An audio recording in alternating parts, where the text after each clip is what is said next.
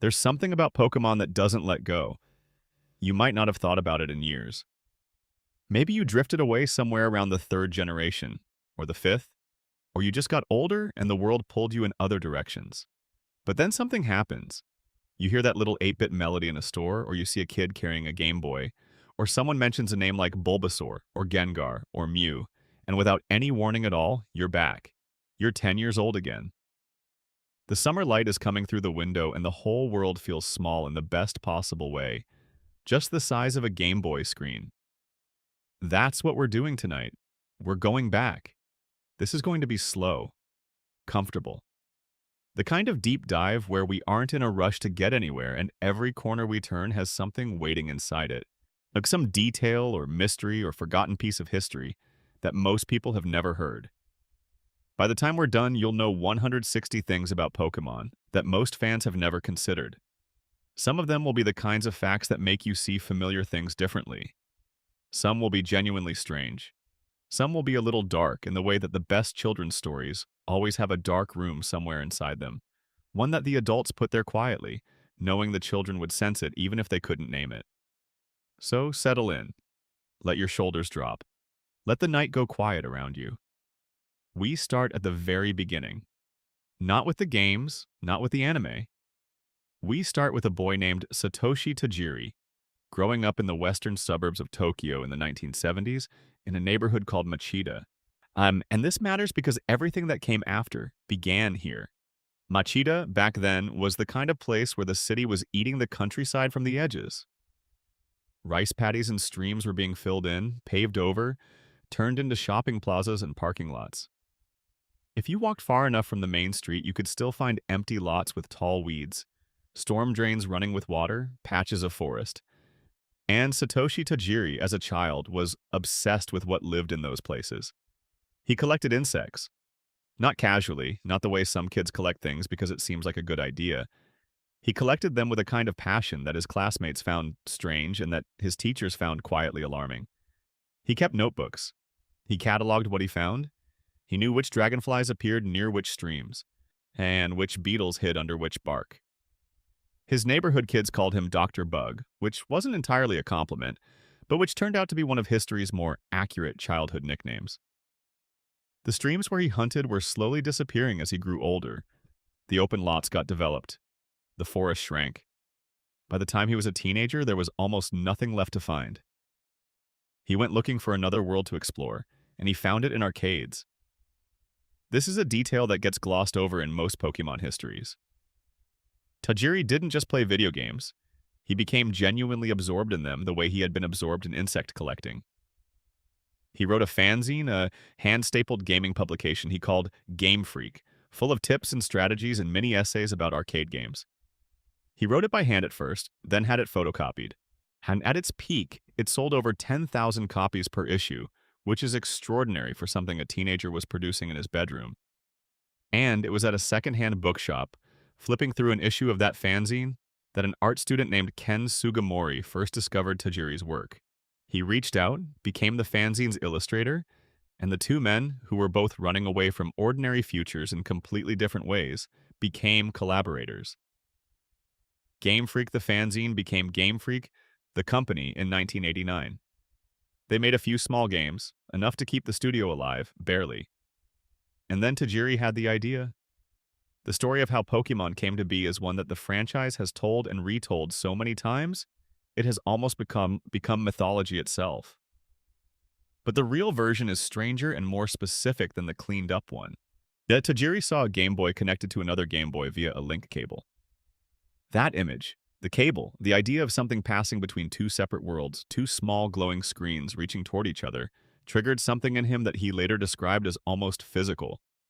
He saw bugs crawling back and forth along the wire.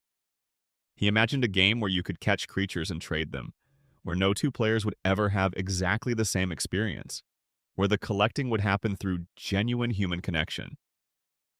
He brought this idea to Nintendo in 1990. Nintendo couldn't quite understand what he was proposing, but they trusted his track record enough to fund the development. What followed was 6 years of hell. 6 years. The game that would become Pokémon Red and Green very nearly destroyed the studio that made it. Game Freak ran out of money repeatedly. Employees went without salaries for months at a time. There were points where half the staff had taken on second jobs just to survive. Nintendo considered pulling the plug more than once. Shigeru Miyamoto, the creator of Mario, served as a kind of mentor to Tajiri during this period and helped keep the project alive through his advocacy within Nintendo's hierarchy. Without that specific relationship, Pokémon might have died in someone's drawer. The game that eventually shipped in February 1996 was not a polished product. Red and green were notoriously buggy. The text in certain conditions would glitch. Sprites would flicker. The world map had a rendering issue. A corrected version, Pokémon Blue, came out a few months later as a mail-order exclusive, then became the standard international release. The game that changed the world was, in many ways, a rough draft that Nintendo released while they were still ironing out the problems. But here's the thing about those bugs and rough edges. Some of them became famous. Some of them became beloved. Some of them became myths that hundreds of millions of children would trade in playgrounds like their own special currency of wonder. We'll get to those. Right now, just hold that image for a moment. A boy in a suburb watching the streams fill in, watching the insects disappear, growing up and turning that grief into something, turning it into a Game Boy game about catching creatures, about forming bonds, about the joy of discovery in small hidden places. There's something so genuinely human about that. Something that probably explains why the game connected the way it did with children all over the world. Children in completely different countries and cultures who had, in their own ways, also felt the particular sadness of a world shrinking around them. Tajiri didn't set out to make a franchise. He set out to make a feeling. The feeling of lifting a rock by a stream and finding something surprising underneath. He succeeded so completely that the feeling traveled around the planet and didn't stop. Now, fact number 1. The very first Pokémon ever designed, according to Ken Sugimori, was not Pikachu. It was not Bulbasaur. It was Raiden. That's why if you walk through the original Kanto games with careful eyes, you'll notice that the statues in Pokémon gyms, the decorative figures standing at the entrances, all look unmistakably like Raiden. They're monuments to the oldest creature in the franchise's history, a quiet tribute to the beginning, placed where only curious players would think to look. The very first sketch Sugimori drew when he was figuring out the artistic direction for the game was of Clefairy. Not Raiden, which was the first creature coded into the game engine, but Clefairy, which was the first one that looked the way the game needed to look. Small, round, expressive, magical. Raiden got the coding honor. Clefairy got the artistic one. Fact 2. Pikachu almost wasn't the mascot.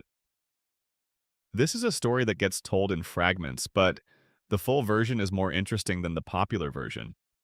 In the early drafts of the anime, the protagonist's partner was supposed to be Clefairy.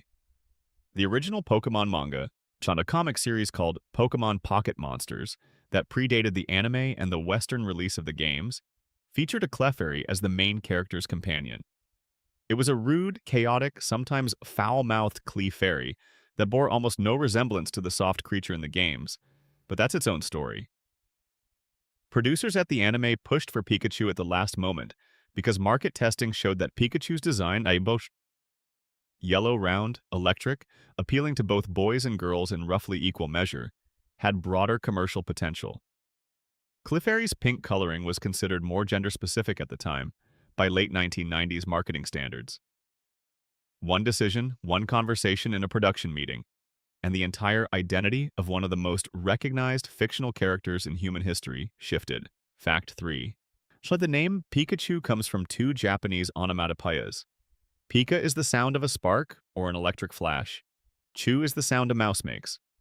Put them together and you have a name that means, roughly, sparkling mouse, which is a quietly perfect name for a small yellow creature that lives in tall grass and has electricity running through its cheeks. Fact 4. Ash Ketchum's Japanese name is Satoshi. His rival Gary Oak's Japanese name is Shigeru. These are not coincidences. Tajiri named the protagonist after himself and named the rival after Shigeru Miyamoto, his mentor. The whole story of a young man chasing a dream, competing against someone older and more accomplished, is written into the names of the characters. No one in the international audience knew this for years, but Japanese viewers would have understood it immediately. Fact 5. On the world map for the Kanto region in red and green, was designed based on how far Satoshi Tajiri could ride his bicycle from his childhood home. He mapped out the limits of his own childhood range and built a game world inside them. The scope of Kanto is literally the size of one boy's afternoon. If you're watching this from somewhere cozy tonight, drop your time zone and your location in the comments. It's something I love knowing, and if you're new here, hit subscribe and the bell. More nights like this one are coming. Section 2. The games that almost weren't. The original Red and Green games launched in Japan in February 1996. They didn't immediately light the world on fire. The games sold moderately well at first, gradually building momentum through word of mouth. But through the trading mechanic that required players to talk to each other, to meet at schoolyards and trade cables, to need each other in a way that video games almost never required. By the end of the year, they were the best-selling Game Boy titles in Japan. Nintendo of America almost didn't bring them west. This is the part of the story that tends to get smoothed over. Noe executives were skeptical about whether a Japanese game centered on insects and collecting would translate to American audiences. There were internal discussions about overhauling the designs, making them more aggressive, more Western. In a developer interview that was translated years later, Tajiri and his co-founder, Tsunekazu Ishihara, described a meeting where Nintendo of America proposed turning Pikachu into a tiger with exaggerated features and replacing the game's soft, naturalistic watercolor aesthetic with a graffiti-influenced visual style. The proposal was declined. The games that arrived in America in 1998 were essentially the same games that launched in Japan, localized in text but not in spirit. Fact 6. The localization team had to work through a remarkable number of name change decisions. In the Japanese beta versions of Red and Green, coughing and wheezing had placeholder names, NY and LA. They were literal representations of polluted air over New York and Los Angeles, and those abbreviations were early working titles for the creatures. Kabuto and Kabutops were briefly called Atlantis, and a reference to Atlantis. The localization process involved hundreds of these small decisions, each one shaping how Western audiences would experience the world. Fact 7. The Safari Zone. That unusual area in the original games where you can't fight Pokémon, only throw bait and rocks and hope, was directly inspired by real wildlife reserves and by Tajiri's own childhood insect collecting. He wanted a section of the game that captured the specific feeling of observing nature rather than dominating it. The bait and rock system was designed to create unpredictability, the sense that the creature you're trying to catch has its own agenda and can't simply be overpowered. The mathematics of the system are, famously, somewhat counterintuitive. Throwing bait actually lowers your overall catch chance in certain situations, and rocks increase the chance of the target fleeing. Developers admitted years later that the system was designed mostly to add chaos. There was no secret optimal strategy. The unpredictability was the point. In Pokémon Red and Blue, the Safari Zone originally had a time-based catching system in early design documents, rather than the step counter that made it into the final game.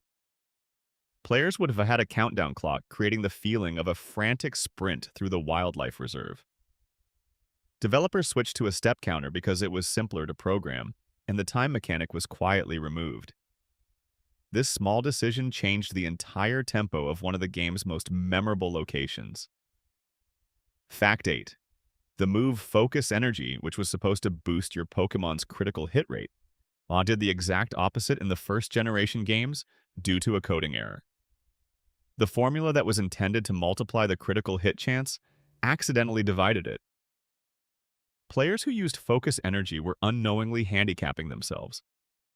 Because the games didn't provide visible stat readouts for things like critical hit rates, most players had no way of knowing this. The bug persisted, uncorrected, through Red, Blue, and Yellow. It wasn't fixed until later generations, making it one of the longest-running, unacknowledged mechanical failures in the franchise. Competitive players who figured it out through experimentation simply stopped using the move and never found out why. The move quietly sat in the game, doing the opposite of its stated purpose for years. Fact 9. In Pokemon Red and Blue, if you use an old rod on the Raiden statues that stand at the entrances of Pokemon gyms, you will fish up a Magikarp. This is not an accident.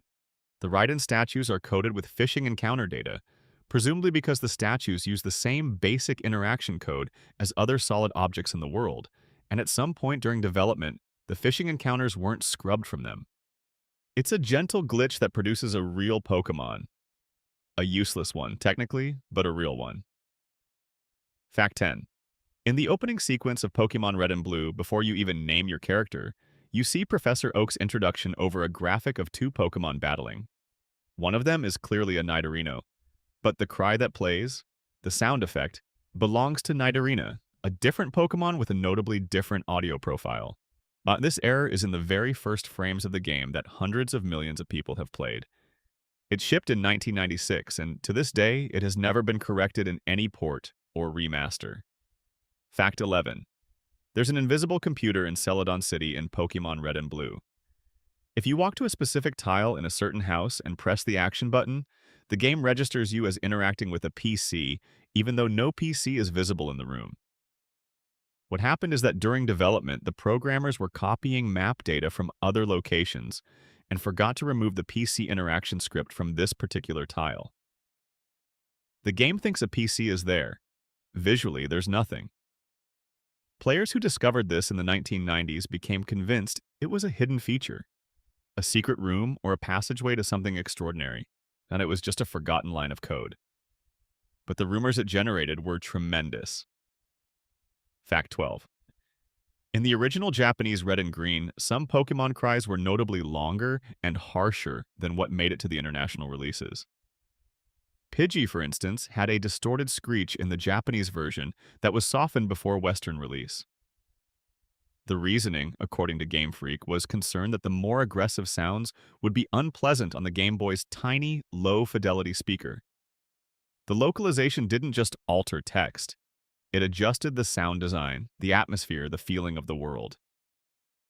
Players who grew up with the Western versions experienced Kanto as slightly softer, slightly less abrasive than Japanese players did. Fact 13. In Pokemon Red and Blue, there's a mechanic called Stat Experience, or Stat Exp, that most players didn't know existed. Every Pokemon you defeated in battle contributed invisible experience points to your Pokemon's underlying stats, separate from the level-up experience. A Pokemon raised entirely on weak opponents like Caterpie and Weedle could still accumulate substantial stat XP in every stat category and become surprisingly powerful. This invisible grinding mechanic was the first form of what would later be formalized as the EV training system that competitive players use today. For most casual players of the original games, the system was completely invisible. Your Pokemon were getting quietly stronger in ways the game never explained. Fact 14. Pokemon Yellow, released in 1998, included Pikachu following you around on the overworld, a feature that was originally planned for all starter Pokemon in the first games. Technical constraints on the Game Boy made it impossible to animate and render multiple following sprites simultaneously, so the feature was stripped down to just Pikachu, a single exception coded as a special case. The following mechanic wouldn't return in full for more than a decade, appearing in Heart Gold and Soul Silver in 2009, where any Pokemon in your party could follow you. The gap between those two moments, a planned feature cut in 1996, finally restored in 2009, is 13 years. Some ideas wait a long time to become real. Fact 15. In Pokemon Yellow, Pikachu refusing to evolve into Raichu was directly inspired by fan mail that children across Japan had written to Game Freak expressing how much they loved Pikachu exactly as it was. They didn't want it to change. They didn't want it to grow into something new. The developers decided to honor that feeling, encoding it directly into the game's mechanics and into the anime's ongoing storyline. This is a rare instance of fan feedback literally shaping a game's canon. The Pikachu that sits at the center of the franchise today, permanently cheerful and permanently pre-evolution, exists in that form because children wrote letters. Fact. 16. The Pokédex as an object, as a concept, wasn't always imagined as a high-tech digital encyclopedia. Early sketches from the game's development show it as a physical notebook, something the player character would scribble observations into by hand. As the pivot toward a futuristic device came from Game Freak's desire to balance the natural world of the game against a sense of human technological progress. The world needed to feel like both a wilderness and a civilization. The notebook became a handheld computer, but the original instinct, the sense of a personal record, a journal of encounters, stayed embedded in how the Pokédex actually functions. Fact 17. Pokémon Stadium on the Nintendo 64 began life as a debugging tool. Game Freak wanted a way to view their 3D models of Kanto Pokémon outside the constraints of the Game Boy hardware. They needed to check proportions, animations, how the creatures would look at a larger scale. At some point during this internal testing process, someone realized that watching Pokémon fight each other in full 3D was genuinely exciting to watch. The debugging tool became a game. That's why Stadium has always felt slightly different from mainline Pokémon. It was built sideways from a technical need rather than a design intention. And that origin gives it a showpiece quality that no other game in the franchise quite replicates. Fact 18. In Pokémon Gold and Silver, there is a hidden mechanic tied to the friendship system. A Pokémon's friendship value increases at certain step intervals as you walk around the overworld. The game calculates friendship in intervals tied to steps walked, and at exactly 256 steps, the calculation triggers a friendship boost. Many players who raised their Togepi's and Espeons didn't realize they were unconsciously optimizing an invisible friendship meter through the simple act of moving through the world. The bond they thought they were building through battles and healing was actually being maintained by something more elemental.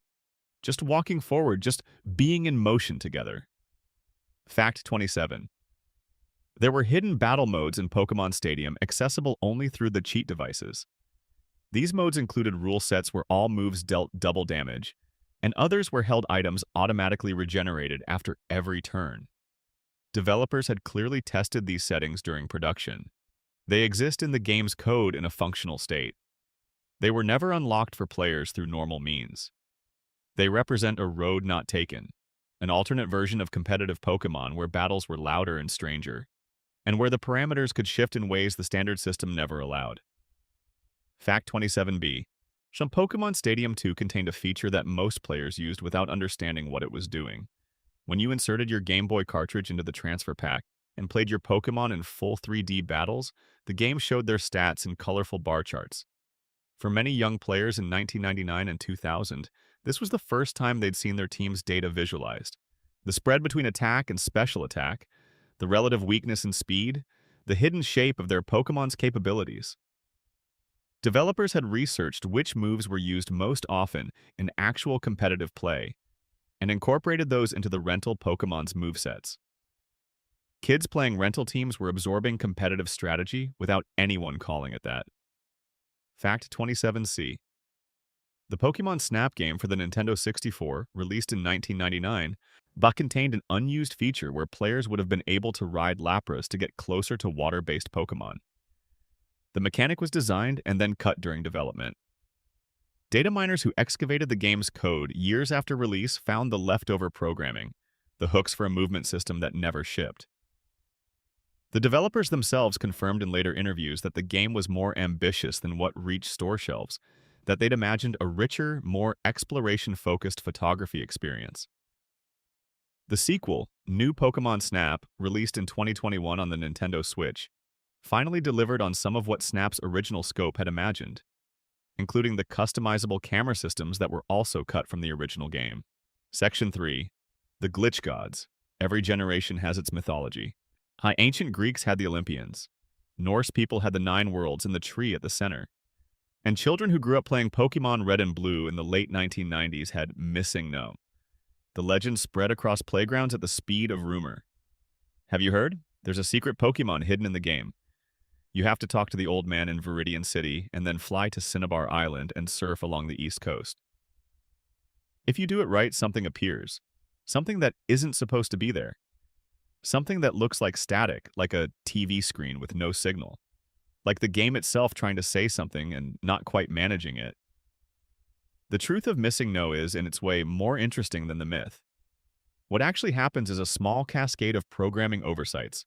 The tutorial in Viridian City, where an NPC shows you how to catch a Pokémon, requires the game to temporarily replace your character's name with the text Old Man, so the battle sequence displays correctly. The game needs somewhere to store your real name during this process, and it writes it into the memory space normally used to hold the wild encounter data for the area, which in Viridian City is completely blank because no tall grass exists there. Normally, when you move to a new area, that memory space gets overwritten with the appropriate encounter data. But Cinnabar Island's eastern coastline has a quirk. The tiles along that coast are coded in a way that allows wild encounters to occur on them. They use the same encounter check logic as tall grass, but no actual encounter data is assigned to them. So when the game goes looking for what Pokémon to generate, as it finds whatever was last written into that memory space. If you went to Viridian City before going to Cinnabar, that memory space still contains your character's name, stored there during the Old Man tutorial. The game reads your name as encounter data. The characters of your name become the species identifier and level of the Pokémon you encounter. And because the game has 256 possible Pokémon slots, but only 151 actual Pokémon defined, any slot number that doesn't correspond to a real creature generates missing no. Missing number. The game's error state, accidentally given form, a creature born from the collision between two oversights. When you encounter missing no, the quantity of the sixth item in your bag increases by 128. This is a side effect of the encounter routine running on data it wasn't designed to handle. It's why thousands of children in the 1990s filled their inventories with 99 rare candies and 99 Master Balls. They thought they'd found a cheat code. What they'd actually found was a programming seam, a place where the fabric of the game's logic had been stretched past its limits and was showing the texture underneath. Fact 18b.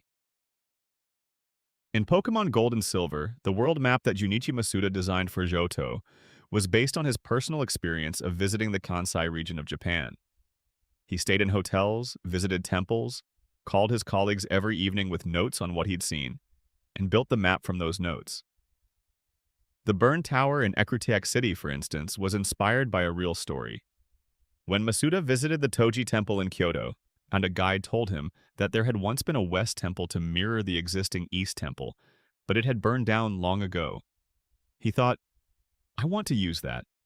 The burned tower has been standing in the game for 25 years, a ghost of a real building that most players never knew was haunted by a true story. Fact 18c. In Pokémon Crystal, released in 2000, animated front sprites were introduced for every Pokémon. Small looping animations that gave each creature a sense of life before battle began. The development team nearly abandoned the feature halfway through production.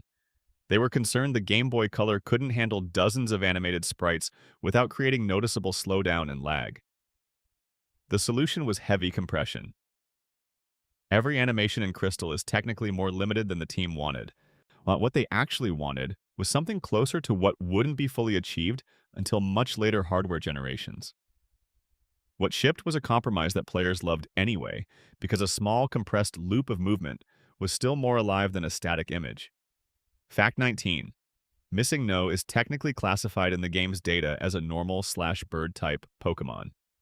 The bird type was cut from the game during development and replaced by the flying type. Missing No's typing wasn't updated before the game shipped.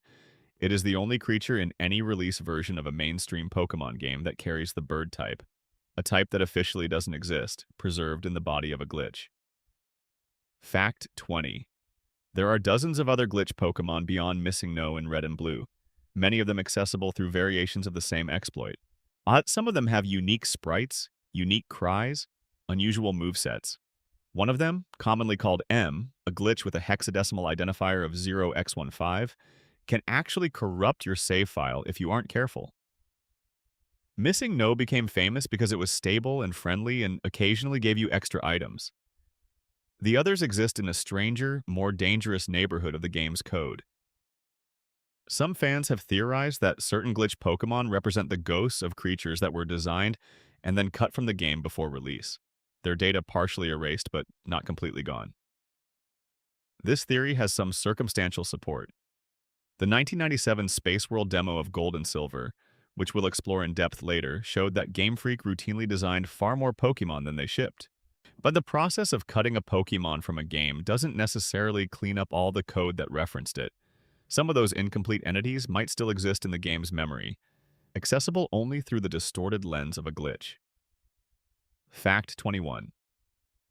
Glitch City is a location in Red and Blue that is only accessible through a specific sequence of events involving the Safari Zone. If you enter the Safari Zone, which runs on a step counter, and then exploit a timing quirk in the save and reset function at the right moment, you can exit the Safari Zone before the step counter depletes, but still have the game believe you're inside it. Then if you use Fly to travel elsewhere and eventually let the remaining step counter expire, the game will try to return you to the exit of the Safari Zone, even though you're in a completely different location. The transition creates a corrupted map state. The tiles are scrambled. Walls appear where floors should be. You can walk in directions that shouldn't connect to anything. It's called Glitch City because it genuinely looks like a city that has been broken. Buildings without ceilings, floors made of the wrong textures, a landscape assembled from the wrong parts in the wrong order. Children who found their way into it in the late 1990s described it as feeling like a dream. A specific kind of dream. The kind where familiar things are slightly wrong in ways you can't quite articulate, and the wrongness feels important, but you don't know why. Fact 22. The Mew glitch in Red and Blue, the method that allows you to actually encounter Mew through manipulation of the game's encounter storage system, works through a more complex version of the same principle that creates Missing No. When a trainer sees you and initiates a battle, the game stores certain data about that trainer's presence in memory. If you use Fly or Teleport before the trainer can reach you, the battle is interrupted, but the data stays in memory. When you later trigger another encounter, any encounter, the game layers the stored trainer data over it in a way that can force specific Pokémon to appear, including species that aren't otherwise obtainable in the game. The sequence is specific and counterintuitive, but it reliably produces Mew at a low level, catchable with a regular Pokeball. For years, the children swapped rumors about this on playgrounds. Most of the rumors were wrong. The actual mechanic wasn't widely understood until the internet era, when someone finally sat down and reverse-engineered the memory management to explain exactly what was happening. The truth turned out to be weirder and more elegant than any of the playground myths. Fact 23. In Pokémon Gold and Silver, there is an unused Safari Zone area coded into the game data. The Johto region in Gold and Silver famously does not include a Safari Zone as a playable location, but the data for one, maps, tiles, the structural framework, exists in the game's files, accessible through cheat devices. It's completely empty. No Pokémon, no items, no NPCs. Just the ghost of a feature that was planned and then removed. The players who explored it in the early 2000s using GameShark codes found it eerie. An enormous park with nothing inside it. When Heart Gold and Soul Silver remade the Johto games in 2009, they included a fully developed Safari Zone as a new feature. Whether Game Freak was consciously revisiting the original unfulfilled plan or simply adding a feature the original lacked, nobody outside the studio can say for certain. Fact 24. The item duplication glitch in Pokémon Emerald, which exploits the save mechanics of the Battle Tower, became one of the most widely known exploits in the franchise. Unlike the Missing No item duplication, which happened automatically and could be explained away as an accident, the Emerald cloning glitch required specific intentional steps. Players could duplicate any Pokémon they wanted, including legendaries. Nintendo never patched it. The cartridge went on selling, the glitch remained in it, and an enormous number of competitive Pokémon teams from that era were built on cloned Pokémon that legally could not have existed any other way. Years later, when Brilliant Diamond and Shining Pearl introduced expanded underground mechanics, some fans read it as a long-delayed response to the cloning culture that Emerald had unintentionally created. Fact 25. Rhyhorn and Charizard share the same cry in Red and Blue. The cry generation system in the first games worked by modifying a bass tone through two parameters, pitch shift and tempo. Because the system only had a limited number of base tones to work with and a limited range of modifications, some Pokémon ended up with identical or nearly identical cries. Rhyhorn and Charizard are perhaps the most striking example because they're so different as creatures that having the same voice feels wrong in a way that's hard to shake once you know about it. Fact 26. Pokémon Stadium on the Nintendo 64 had a rental system for players who hadn't transferred their own teams from the Game Boy. But the rental Pokémon were intentionally designed to be weaker than a properly trained team. The developers confirmed this was a deliberate choice. They wanted to encourage players to invest in the handheld games, to form real bonds with a real Pokémon they had trained themselves. The rental teams were good enough to win some battles, but not good enough to carry you to the end. They were a taste, not a substitute. Fact 27. Fact. There were hidden battle modes in Pokémon Stadium accessible only through cheat devices. These modes included rule sets where all moves dealt double damage, and others where held items automatically regenerated after every turn. Developers had clearly tested these settings during production. They exist in the game's code in a functional state. They were never unlocked for players through normal means. They represent a road not taken, an alternate version of competitive Pokémon where battles were louder and stranger, and where the parameters could shift in ways the standard system never allowed. Section 4. The Lost World of Space World, 1997. In November 1997, Nintendo held its annual Space World event at Makuhari Messe, a convention center near Tokyo. Among the things on display was a playable demo of the next Pokémon games. They didn't have final titles yet, but they would eventually become Gold and Silver. The demo ran on Game Boy Color hardware and featured a small slice of what the full game would offer. A handful of routes, some cities, a limited selection of new Pokémon to encounter and catch. People played it. People photographed screens with low-quality cameras. Brief video footage was shot. And then the event ended and the demo cartridges were packed away. And for over 20 years they existed only in the fragmented memories of the people who had been there and in a handful of grainy, barely legible photographs. In May 2018, a leak emerged. Someone who had obtained copies of those demo ROMs through means that were later traced to a hack of Nintendo's servers, a matter that resulted in legal proceedings, released them into the Pokémon community. It was within days, a group of reverse engineers and prototype enthusiasts who called themselves Team Space World had begun tearing the games apart, documenting everything they found and sharing their findings with the world. What they found was extraordinary. Fact 28. The Space World demo was built on ROMs dated November 15, 1997, just 1 week before the Space World event. The game it contained was radically different from the Gold and Silver that would ship 2 years later. Not iteratively different, not a few features missing, and some placeholder art. Foundationally different. A different game, in a different world, with different Pokémon, different mechanics, a different understanding of what the sequel to Red and Blue should be. Fact 29. The demo contained data for 100 new Pokémon. Not 100 of the Pokémon that eventually appeared in Gold and Silver. 100 Pokémon that were at various stages of design and that would be extensively redesigned, replaced, or cut entirely before the final games released. Of those 100, only about 60 survived into the final game in any recognizable form. The rest were cut. Among the creatures that existed only in the demo and were never released, a bear cub Pokémon named Hanaguma, which was the fire-type starter before Cyndaquil replaced it, a plesiosaur-like creature named Kurisu, which was the water-type starter before Totodile was designed, a voodoo doll Pokémon, a baby version of Vulpix, a baby version of Meowth, a pre-evolution of Farfetch'd, an evolution of Ditto. The evolution of Ditto, which has been one of the fan community's most persistent wishlist items for 30 years, I was right there in 1997, and then it wasn't. Fact 30. The world map in the Space World demo was based on the entirety of Japan, not just the Kansai region that would eventually become Johto. Tajiri described the design philosophy for the original Kanto games as being based on how far he could ride his bicycle. The design philosophy for the early Gold and Silver was based on how far he could travel by train, and by train from Western Tokyo, you can cover the whole country. The demo's world map stretched from what would become the Johto region all the way to Hokkaido in the north. It was enormous, enormously ambitious.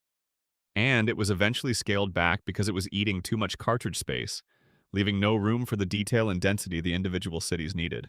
The Johto that millions of players explored in 1999 was a much smaller, richer place than the version that existed in 1997. Fact 31. In the Space World demo, the Fire-type starter, Hanaguma, and the Water-type starter, Kurisu, were available, but the Grass-type starter was already essentially Chikorita. Recognizable, close to final, nearly unchanged. Game Freak apparently settled on the Grass-type starter first and kept redesigning the other two until very late in development. The Chikorita that appeared in the demo was so close to the final design that looking at them side by side, you'd struggle to articulate the differences. Fact 32. The legendary Pokémon in the Space World demo bore almost no resemblance to their final counterparts. Raikou, Entei, and Suicune, the three legendary beasts that would become iconic in Gold and Silver, had completely different designs in the demo. Raikou was rounder, more bear-like. Entei looked almost like a different species category entirely. Suicune had a different head structure, different coloring. The creatures that millions of players know from the final games were designed relatively late in the development process, possibly in 1998 or early 1999. The legendary beasts you know are the second version of those creatures. Fact 33. The demo contained an early version of Ho-Oh, but no sign of Lugia. Ho-Oh was clearly a priority from the beginning. The creature that would connect Gold to its partner game, the iconic mascot for one version, Lugia, which became the Silver Game's mascot and would feature prominently in the second Pokémon movie, appears to have been designed later. This is consistent with how the movies were developed in parallel with the games. Lugia's design may have been refined and finalized in part through the process of preparing it for its film appearance. Fact 34. The breeding mechanic in the Space World demo was not yet implemented. The data structure for Pokémon in the demo was 31 bytes long, compared to the final game's 32 bytes, and researchers determined that the missing byte corresponded to the egg group data that the breeding system would eventually require. Breeding had been conceived before the demo was built, but the system didn't actually exist yet. When it was finally implemented and tuned, developers added Ditto as a universal breeding partner relatively late in development, specifically to solve the problem of certain Pokémon being too difficult to obtain additional copies of. Ditto as a universal solution was a practical engineering decision, not a design flourish. But it fit so perfectly with Ditto's nature as a shapeshifter that it felt inevitable. Fact 35. When the Space World demo was finally analyzed, researchers found that shiny Pokémon existed in a proto-form. In the demo, the shiny animation, the sparkling effect that appears when a shiny Pokémon is sent into battle, was hard-coded onto certain specific Pokémon, most notably Pikachu. It wasn't a random variation system. It was a deliberate showcase feature designed to demonstrate the Game Boy Color's expanded color palette. The full shiny system, but where any Pokémon has a small chance of appearing in an alternate coloration, evolved from this demonstration. An experiment in showing off new hardware became one of the franchise's most beloved features, generating a culture of shiny hunting that has produced some of the most patient, dedicated players in gaming history. Section 5. Myths, Legends, and Hidden Lore. There is a Chinese legend about a carp and a waterfall. The story varies by region and telling, but the core of it is this. On a great river, there is a waterfall called the Dragon Gate. The current is powerful and the drop is enormous. Every spring, countless fish attempt the ascent. Nearly all of them fail. But occasionally, one fish, stubborn or lucky or somehow both, makes it over the top. And when it does, the gods reward its perseverance by transforming it into a dragon.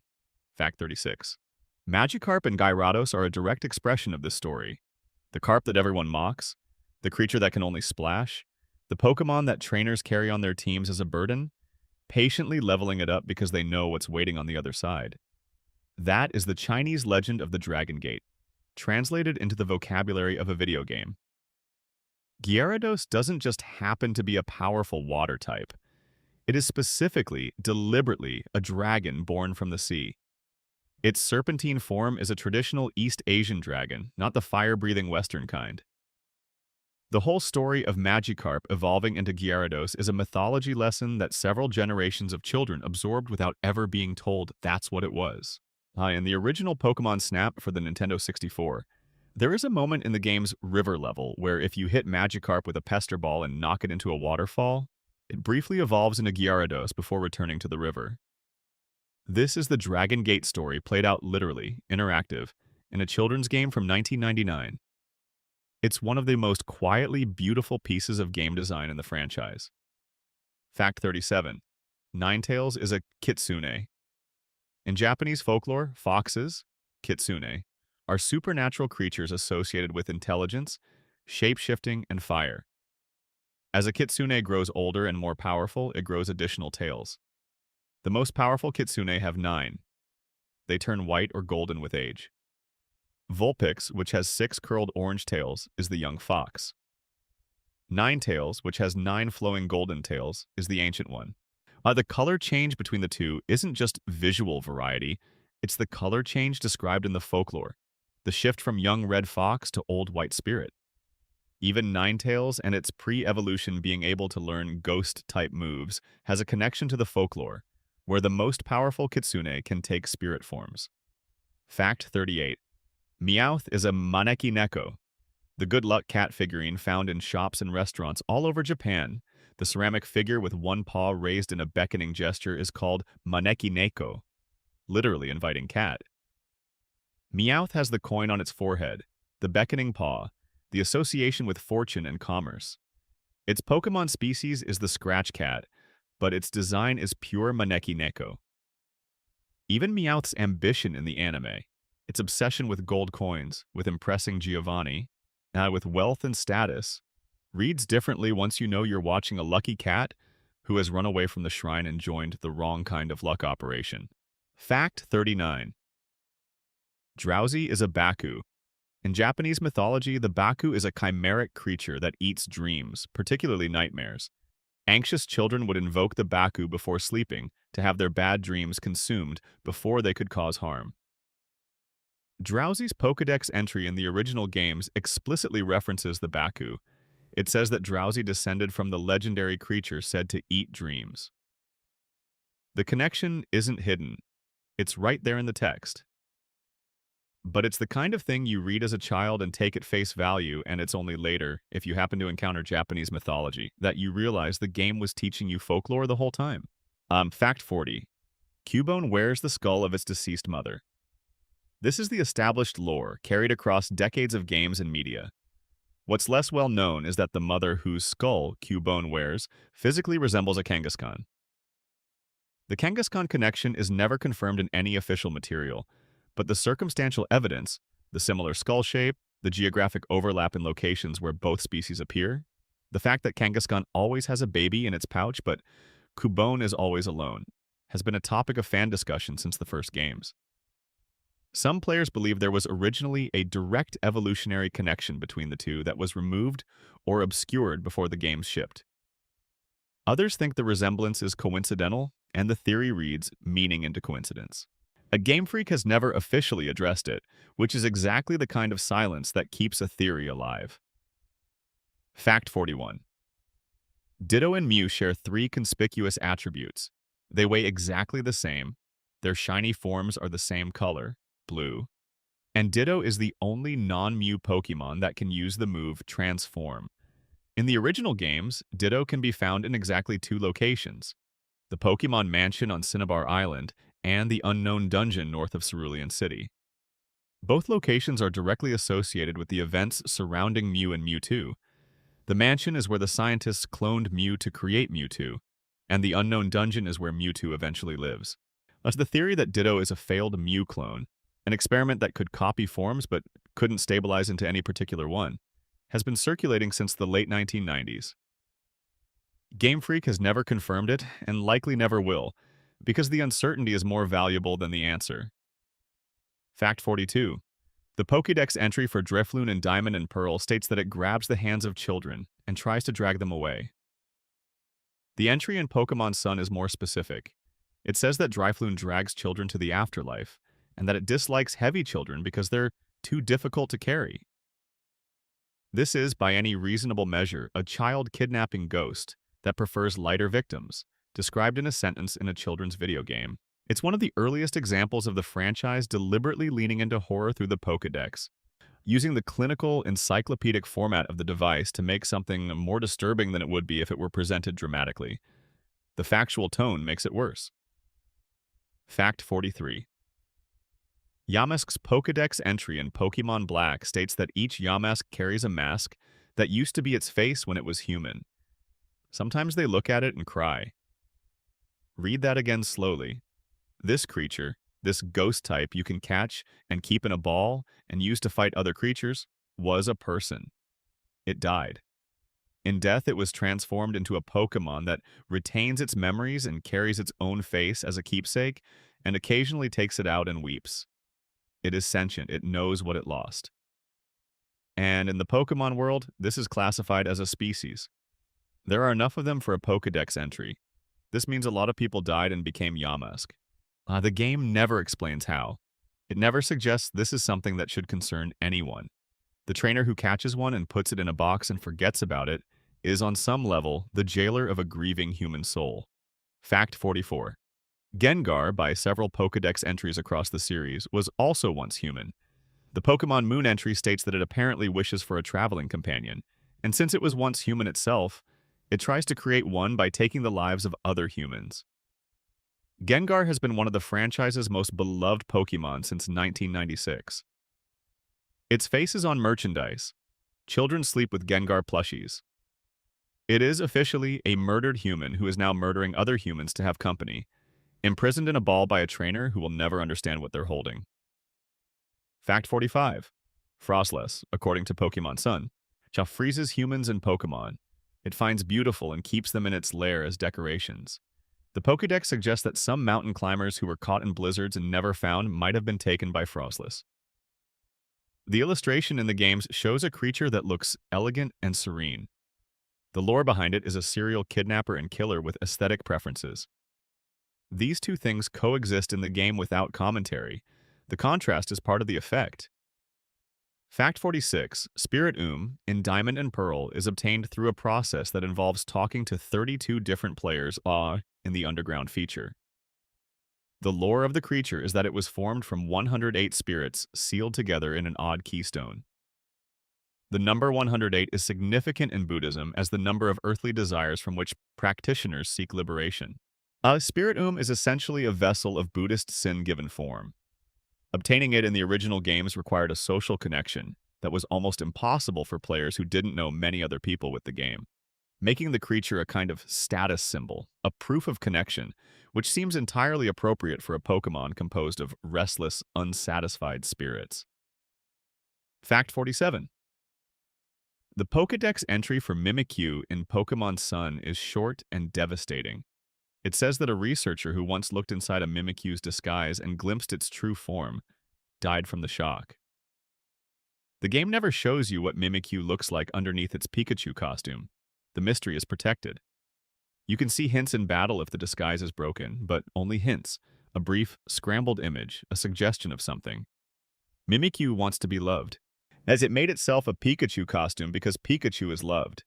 Whatever it actually is, the franchise has decided, is too much. Fact 47. The Pokémon franchise has a relationship with grief that is more sophisticated than it usually receives credit for. The story of Marowak's mother, killed by Team Rocket and haunting Lavender Tower. The story of Cubone wearing her skull. The story of a Z keeping a Pokémon alive with a machine designed for war and losing it anyway. The story of Yamask looking at its own face and crying. Fact 47b. The Regis, Regirock, Regis, and Registeel are based on ancient mythological traditions of golems, artificial beings created from the fundamental materials of the earth to serve or protect. The Jewish golem of Prague, built from clay and animated by written language, is the most famous Western example. Regirock, Regike, and Registeel are golems of stone, ice, and steel respectively. Their later relatives, Regieleki and Regidrago, are golems of electricity and dragon energy. The Braille text scattered through the ruins in ruby and sapphire that leads to finding them was chosen for its tactile, ancient quality. It communicates something about encoding meaning in systems that require specific knowledge to decode, which is precisely what the puzzles themselves demand. Fact 47C. The Swords of Justice, Cobalion, Terrakion, Virizion, and Keldo, are a direct adaptation of The Three Musketeers by Alexandre Dumas. Cobalion corresponds to Athos, the eldest and natural leader. Terrakion is Porthos, the strongest. Virizion is Aramis, the most elegant. Keldo is D'Artagnan, the young newcomer who must prove himself. The connection runs deeper than just personality parallels. The story of Keldeo's qualification, journeying to face Curum and learning to draw its sword only after understanding that courage comes from within rather than from instruction, is a faithful adaptation of D'Artagnan's arc across Dumas' novel. A 19th century French adventure story about honor and belonging retold as a Pokémon game subplot. Fact 47D. Sigilif, introduced in black and white, is connected to the Nazca lines, the large geoglyphs drawn into the Peruvian desert that are visible in their full form only from the air. The Nazca lines include shapes of animals, plants, and humanoid figures. As in, theories about their purpose range from religious ritual to astronomical calendar to communication with sky deities. Sigilif's design incorporates elements of the geometric and zoomorphic forms found in the lines, and its lore describes it as an ancient guardian that patrols the same path ceaselessly because it remembers being assigned the task, but no longer remembers why. It's the image of a purpose that outlasted its meaning, still executing an ancient command in a world that has entirely forgotten why the command was given. Fact 47E. The move Splash, famously useless, famously associated with Magikarp, is not actually about water. In the original Japanese version of the games, the move is called Hop, which is an accurate description of what Magikarp does when it uses it. It hops clumsily, doing nothing of value. The translation into the English word splash, implying water, implying a fish doing something fish-like, was a localization decision made in the mid-1990s by someone who apparently wasn't thinking about the fact that Pokémon like Hoppip, a floating grass and flying creature with no relationship to water whatsoever, would also learn this move. Splash as a move name only makes sense for Magikarp. For every other creature that can use it, you have to squint and think about the other translation to understand what the game is actually describing. Section 6. The anime's hidden history. The Pokémon anime premiered in Japan on April 1st, 1997, a day which is notable for reasons that were presumably accidental. The original plan, described in production documents and developer interviews, was for the show to run for one season, but the franchise's future was uncertain. Gold and Silver hadn't been announced yet. There was no guarantee that what had worked as a game would work as a television series, no guarantee the series would work as a franchise. The show almost ended after the Indigo League arc. Plans were drawn up for Ash to return home, for the story to conclude. What saved it was the sheer force of the franchise's commercial success. The trading cards were selling at a pace that was difficult to comprehend, the games were breaking records, merchandise was moving everywhere it went, and so the writers were told to keep going. The self-contained seasonal arc became a perpetual journey. The ending was postponed indefinitely and eventually became impossible. This origin shapes everything about the anime's early seasons. They feel like a complete story because they were designed to be one. The journey from Pallet Town to the Indigo Plateau has a shape, a beginning, and a near end, because that's a middle and a near end, because that's all anyone thought it needed. Fact 48. Ash Ketchum almost won the Indigo League. Scripts were written in which he beat his final opponents and became champion. Executives decided that winning too early would deflate the show's momentum. The journey was the point, not the destination. So, Ash lost to a character named Richie, a trainer who in retrospect seems designed specifically to create this loss. Sympathetic enough that losing to him doesn't feel shameful, obscure enough that he couldn't carry the show as a champion in Ash's place. The loss defined the next 30 years of the character's arc, and a cycle of near victories and hard-won lessons that only ended in 2023 when Ash finally became world champion. Fact 49. Brock was not supposed to be a permanent companion. The original plan was to rotate Ash's companions every few episodes, using the gym leaders as a device. He'd meet them, travel with them briefly, and then move on. Brock's personality and his chemistry with the team were so immediately effective that writers abandoned this plan very quickly. His warm, domestically competent, romantically hopeless character became load-bearing for the show's tone in a way that no one had anticipated. During the Orange Islands arc, Brock was temporarily replaced by a character named Tracy Sketchit, an artist and Pokémon watcher. International producers and the fanbase's response to Tracy was so lukewarm that the decision was made to bring Brock back for the Johto saga. In Japan, this shift was described in interviews as a response to audience feedback. In the West, the explanation was more vague, offered in an episode that had Brock reconnect with his family. Either way, the franchise's lesson from the experiment was clear. Brock was irreplaceable. He stayed through Sinnoh, returned for Sun and Moon, and appeared in the final Ash arc. Fact 50. The episode where Ash releases his Butterfree to be with its mate is one of the most emotionally effective moments in the franchise's history. What's not widely known is that the episode was originally pitched using Pidgeotto instead of Butterfree. The writers chose Butterfree because its coloration, particularly the pink coloration of the mate, made for a more visually distinctive and emotional farewell. They needed something that could convey difference, otherness, the particular rightness of two creatures finding each other. Pink against orange worked better than variations on the same gray-brown palette that Pidgeotto would have offered. There's also something worth noting about timing. The purple Butterfree in that episode had an alternate coloring specifically designed to stand out, long before shiny Pokémon as a mechanic existed. It was essentially a shiny Pokémon created for narrative purposes, years before the system was formalized. The episode was originally conceived as more definitively tragic. Early drafts described Butterfree staying with its mate and never appearing again, framed less as a bittersweet farewell and more as a permanent loss. The decision to soften the framing, to make it a send-off rather than a death, preserved the show's capacity to be emotionally honest without tipping into grief inappropriate for its audience. But the emotional weight of the episode still carries the shadow of what it might have been. Fact 51. Meowth's ability to speak human language in the anime was not a scripted feature in the way that later became canon. The original instructions for the character described him as more conventionally animal-like, with the vocal performance handled by voice actress Inuko Inuyama in Japan. Inuyama improvised a delivery style, streetwise, slightly jaded, carrying this quality of someone who had learned everything the hard way and was tired of pretending otherwise. That wasn't in the script. It connected immediately with both writers and audiences. Meowth's personality was partly discovered through performance rather than written in advance.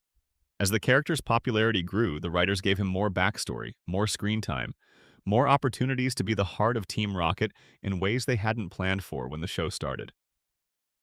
In early scripts, Meowth was supposed to leave Team Rocket at some point and either go out on his own or join Ash's team. Fan response to the character kept changing those plans. The show's Meowth is, in a quiet way, a character who is kept alive by love. Fact 52. James from Team Rocket comes from an extremely wealthy family. This is established clearly in a few anime episodes, but the detail was originally meant to be a much more prominent theme. Early scripts envisioned James's aristocratic background as a recurring source of conflict. Episodes showing him struggling with the gap between his privileged upbringing and his current life as a moderately incompetent criminal trying to steal a 10-year-old's mouse. The theme appeared occasionally and then receded, leaving traces in James's occasional moments of unexpected competence, his facility with gourmet food, his gentle and slightly formal manner of speech. He's a rich man in disguise, and the disguise is poor quality. Fact 53. Misty was seriously considered as the show's main protagonist. When the anime was being pitched to networks, producers floated the idea of having the female companion be the central trainer, with Ash in a supporting role. Television executives felt a male protagonist had more international commercial appeal. Misty became a supporting character instead, but she remained the most fully developed of Ash's early companions. Her fear of bugs, her love of water Pokémon, her complex relationship with her older sisters, her fiery temper covering genuine kindness, because the writers had originally built her as a lead. The bones of a different show are visible in how she's written. Fact 54. Team Rocket's motto changes significantly by country. English-speaking audiences know the prepare for trouble and make it double version, which became one of the most quoted lines in children's television history. The Japanese version of the motto is more poetic, with references to love and honor and the evening star. Some international dub versions went their own entirely different directions, treating the motto as a space for local cultural adaptation rather than a direct translation. What feels like a fixed, iconic piece of pop culture to Western viewers is actually a mutable text that each language community has claimed for itself. Fact 55. Giovanni, the leader of Team Rocket, was at one point developed in the writer's room as a recurring antagonist with a personal connection to Ash. Story concepts existed where Giovanni would become directly involved in pursuing Ash after repeated Team Rocket failures made him take the situation personally. And the idea was that Team Rocket's recurring comedy of failure would eventually escalate to a point where the franchise's primary villain would enter the picture directly. This was eventually dropped in favor of keeping Giovanni mysterious and remote, glimpsed in brief appearances rather than confronted. The shadowy boss, rarely seen, built a more intimidating aura than direct confrontation would have provided. Fact 56. Charizard was originally planned to leave Ash's team after the Disobedience storyline resolved. The narrative arc of a Pokémon who won't listen to its trainer was meant to conclude with Charizard departing for good. Fan reception to the character, people loved it too much to let it go, changed that plan. Writers extended the arc, added redemption sequences, eventually gave Charizard one of the most satisfying character journeys in the series. The episode where Charizard stays awake through the night, warming a wounded Ash in a frozen cave, earning his trainer's trust back through a single wordless act of devotion, is still held up as some of the best writing the anime ever produced. It exists because fans liked a dragon too much to let it leave. Fact 56. Charizard was originally planned to leave Ash's team after the Disobedience storyline resolved. The narrative arc of a Pokémon who won't listen to its trainer was meant to conclude with Charizard departing for good. Fan reception to the character, people loved it too much to let it go, changed that plan. Writers extended the arc, added redemption sequences, and eventually gave Charizard one of the most satisfying character journeys in the series. The episode where Charizard stays awake through the night, warming a wounded Ash in a frozen cave, earning his trainer's trust back through a single wordless act of devotion, is still held up as some of the best writing the anime ever produced. It exists because fans liked a dragon too much to let it leave. Fact 56b. The Pokémon anime's English opening theme, Gotta Catch 'em All, was never the original Japanese message. The Japanese theme song, Mezase Pokémon Master, translates roughly to aim to be a Pokémon Master. It focuses on friendship, on the journey itself, on the bond between Ash and Pikachu. The English adaptation shifted the emphasis toward the catch-them-all marketing concept that 4Kids Entertainment felt was more commercially resonant for American audiences. This shift was subtle but consequential. It reframed the whole show. The Japanese version was about a relationship. The English version was about a collection. Both versions are technically describing the same show, they're describing it from different directions. Fact 56c. In the Pokémon anime, the Pokémon who speak human language are a tiny and very specific group. Meowth speaks because he taught himself, working obsessively at it in secret, driven by a need to impress a Meowth he had fallen for who preferred humans. Wobbuffet says only its own name, but with enough inflection to carry full conversational meaning.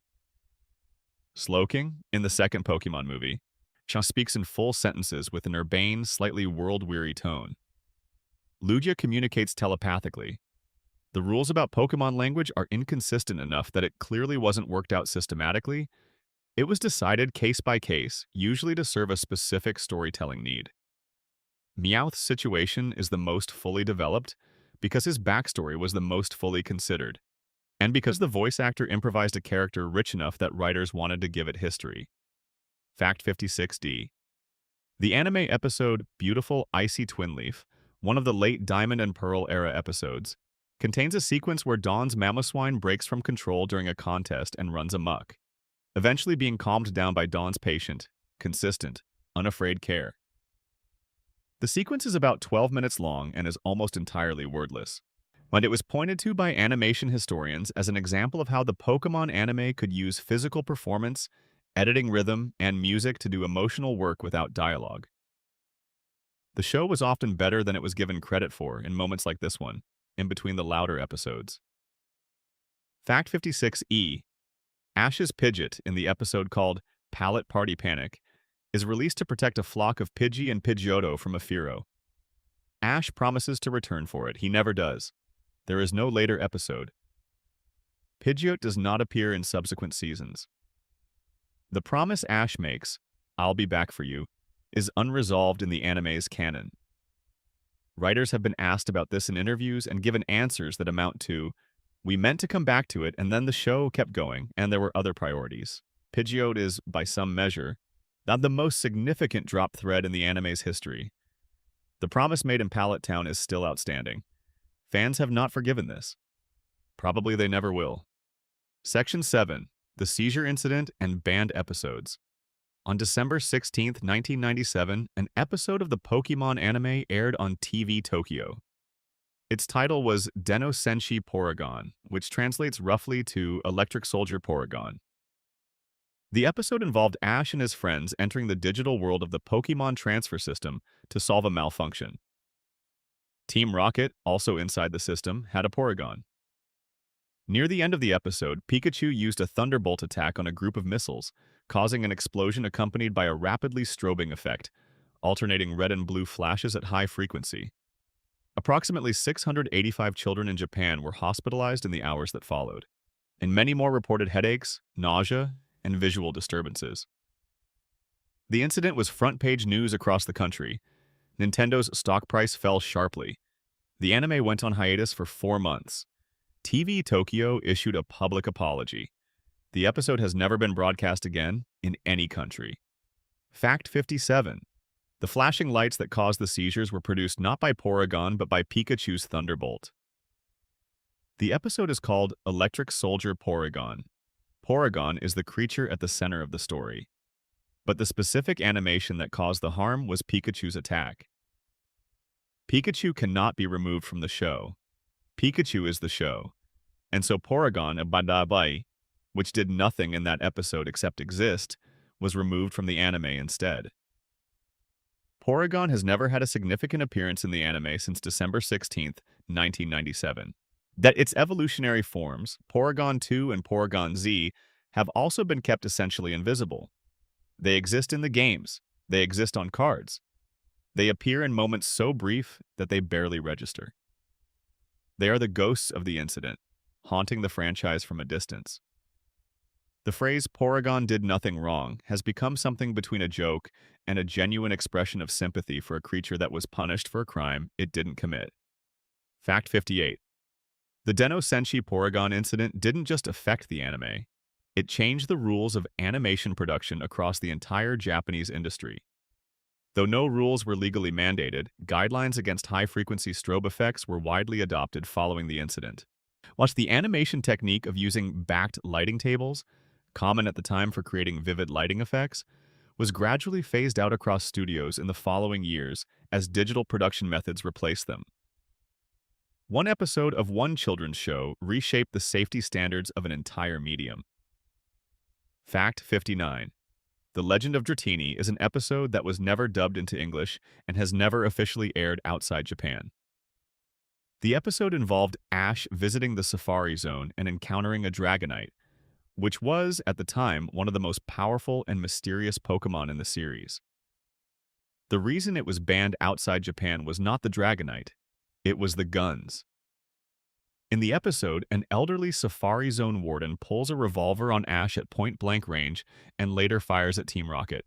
But the gun handling is detailed and prolonged in a way that was deemed unacceptable for children's programming in Western markets. Because the episode was skipped in localization, Western viewers never saw Ash's 30 Tauros being captured. Those Tauros later appeared in his party with no explanation of where they came from. It became one of the franchise's most persistent continuity gaps, a ghost in the roster caused by a gun scene in a lost episode. The episode also revealed that the Safari Zone warden had a Dragonite as a personal Pokémon, something that would have made the creature feel significantly less mythical to Western audiences. By accident, the band kept Dragonite mysterious for English-speaking fans in a way that the show's Japanese audience didn't experience. Fact 60.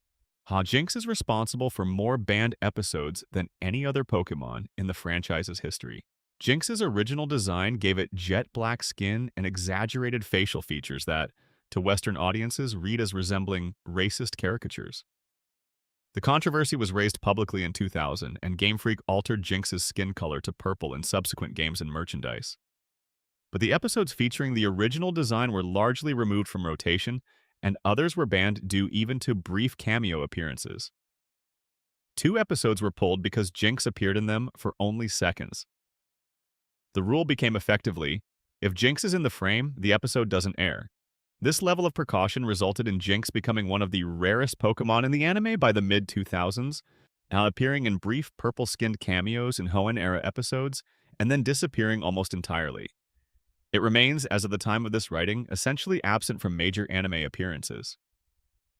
Some episodes that had been broadcast were re-edited for later DVD releases, replacing original footage of the black-skinned Jinx with footage of the purple redesign. This means that different fans who watched episodes at different times or on different formats may have seen different versions of the same episode without knowing the changes had been made. Fact 61. A 2-part black and white anime episode called Team Rocket vs. Team Plasma was scheduled to air in March 2011. Both episodes were completed and ready. They never aired. On March 11, 2011, the Tohoku earthquake and tsunami struck Japan, killing nearly 20,000 people and triggering the Fukushima nuclear disaster. The 2-part episode featured a city being threatened by explosions and destruction on a massive scale. The timing made it impossible to broadcast. The episodes have been retconned out of the anime's continuity and are considered non-canonical. They remain in a state of existence that's hard to define: finished, polished, complete, and permanently inaccessible through normal channels. The Team Plasma storyline in the black and white anime was compressed and restructured in their absence, and the loss is visible in how abbreviated the villain team feels compared to their role in the original games. Section 8. The Card Game's Wild Past. While the video games were being developed, another system was being built around them. The Pokémon trading card game launched in Japan in October 1996 through a publisher called Media Factory. Within 2 years, Wizards of the Coast, then best known for Magic: The Gathering, had licensed the rights to publish the game in the English-speaking market. What followed was a 5-year period that produced some of the most collectible, most argued over, most misprinted cards in the history of tabletop gaming. Fact 62. The English-language base set cards went through multiple distinct print runs, each with slightly different characteristics. The rarest and most valuable are called shadowless first edition cards, named for the absence of a drop shadow behind the art box, a design element added in later printings. First edition first run shadowless cards were printed before the full scale of Pokémon's commercial impact was understood, in quantities that now seem wildly insufficient. A Charizard from this print run, in near-mint condition, has sold at auction for prices that would have been unthinkable to anyone who bought a pack in 1999. Fact 63. Wizards of the Coast produced their Pokémon cards with a level of quality control that was, charitably, inconsistent. Approximately 50 cards from the Wizards era contained significant mistranslations, ranging from wrong energy-type symbols to mechanics that worked differently from the Japanese originals. One of the most consequential was Slowking's Pokémon Power, which in the English translation was written in a way that allowed players to stack multiple Slowkings on the bench and lock their opponents out of using trainer cards entirely, a strategy that completely broke the game's balance. The error wasn't in the original Japanese text. It was introduced in translation. Wizards' rulings on the card were confusing and inconsistent for years. The card remains a collector's piece with a reputation attached. Fact 64. 84. The pre-release Raichu is perhaps the most mysterious and debated card in the English-language TCG's history. Pre-release cards were given to participants in early league testing sessions to mark that a card was a test printing and not for sale. Only 4 Pokémon received official pre-release stamps from Wizards: Clefable, Aerodactyl, Dark Gyarados, and Misty's Seadra. Well, Raichu was never on that list. and yet a small number of cards have appeared over the years carrying a pre-release stamp on a Raichu card, which shouldn't exist. For years, the debate in collector circles was fierce. Were these legitimate test-run errors that escaped the building, or were they forgeries created to exploit collector interest? The verification came from an unexpected direction. CGC Cards, a grading company, certified at least 2 copies as genuine, and former Wizards employees confirmed that the cards were consistent with authentic test-run production. The number of genuine copies is believed to be in the low double digits. The precise circumstances of how they were stamped and how they escaped remain unclear. Fact 65, the Ancient Mew promo card. Distributed during screenings of Pokémon the Movie 2000 in 1999 and 2000, was widely believed by young collectors to be purely decorative. It was printed in a faux ancient script, a constructed writing system designed to look like archaic runes, and many people assumed it couldn't actually be played in tournaments because its text was unreadable. The card could be translated, and when it was, it described an ability that created seriously unbalanced strategies in certain tournament formats. Official tournament rules banned the card swiftly, though a notable number of players never knew this because they'd never thought the card was usable in the first place. Fact 66. Wizards of the Coast lost the Pokémon card license to the Pokémon Company International in 2003, but they didn't go quietly. The transition was acrimonious. But Wizards had built the entire North American infrastructure for the card game, the organized play system, the league program, the tournament structure, and losing the license felt, to at least some inside the company, like having a creation taken away. When the license transfer was finalized, a Wizards executive launched what insiders called Scorched Earth Mode, a deliberate effort to flood the market with existing inventory at prices designed to crater the card game's retail value, making good on an earlier threat to Nintendo. Additionally, Wizards pursued legal action, alleging that the Pokémon Company had poached key employees, including an art director, a senior graphic designer, and an events marketing director, in violation of their agreements. The lawsuit was settled out of court. The terms were never made public. Fact 67. In the late 1990s, a widespread rumor circulated among young TCG collectors that the Psychic type cards were somehow cursed. The source of the rumor is unclear, but it may have had something to do with the card's purple coloring and the reputation of Psychic-type Pokémon as mysterious and powerful in the games. Some children flatly refused to use Psychic cards in casual play. Others believed that carrying too many in a deck would bring bad luck. Wizards of the Coast received enough inquiries about this that they issued statements addressing the rumor, which naturally caused more children to wonder what the company was hiding. Section 9. Cut content and what might have been in. Every Pokémon game that was ever made contains the shadows of games that weren't made. Features designed and then removed. Pokémon created and then cut. Mechanics sketched and then abandoned. The history of the franchise is as much about what didn't happen as about what did. Fact 68. There was originally supposed to be a third evolution for Pikachu. Atsuko Nishida, one of the primary designers for the first generation of Pokémon, revealed in a 2018 interview that a design existed for a creature called Gorchu. Pikachu's second evolution, what Raichu was supposed to become. Gorchu had fangs and horns. It was bigger, more aggressive, more visually imposing than Raichu. The decision to cut it was made on balance grounds. It was felt that having a 3-stage evolution line for Pikachu would make it too dominant, too hard to obtain adequate stats from without heavy investment. Raichu became the final form. Gorochu became a sketch. And the Pokémon that might have replaced Raichu as the apex of the Electric Mouse line has never been officially seen. Fact 69. In Pokémon Ruby and Sapphire, the Trick Master, a recurring character who challenges players to puzzle rooms in the Trick House, was originally planned to have a full trainer battle at the end of each completed challenge. His team data was designed, his movesets were allocated. In the final game, he stands in his house and gives you a prize when you finish each challenge, but he never battles you. His Pokémon exist in the game's code, never called upon, waiting for a fight that never came. Fact 70. The Pokémon Go mechanic, where wild Pokémon would flee into nearby real-world areas and force players to physically chase them, was designed and then cut during development. The developers envisioned Pokémon darting away from players, requiring movement to follow. The reason it was removed is genuinely pragmatic. Safety. The developers imagined children running into streets, into traffic, into danger, chasing digital creatures.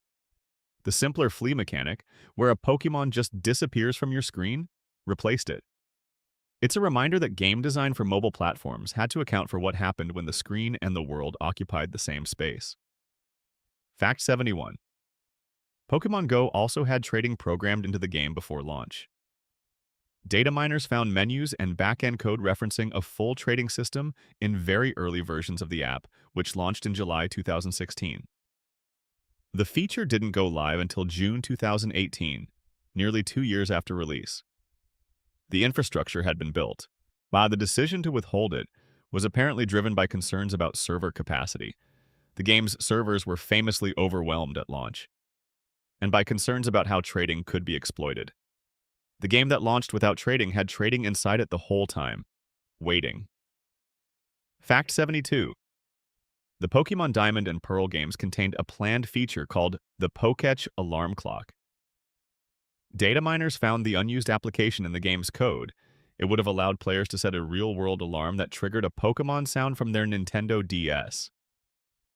The feature was removed, likely to avoid battery drain on a device that players kept with them and that parents might object to making noise at unexpected hours. The idea of a Pokémon game that reached into your actual daily schedule, telling you when to wake up, by integrating itself into the mundane rhythms of your day, foreshadowed exactly what Pokémon Go would do 10 years later. Fact 73.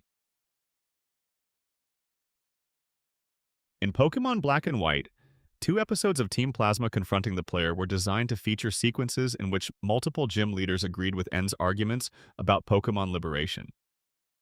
The premise that Pokémon should be freed from trainers, that keeping them in Pokéballs and forcing them to battle was a form of cruelty. This was written to be genuinely persuasive in early drafts. Some of the gym leaders were supposed to be convinced. This would have created a moral crisis in the player, a genuine challenge to the franchise's core premise.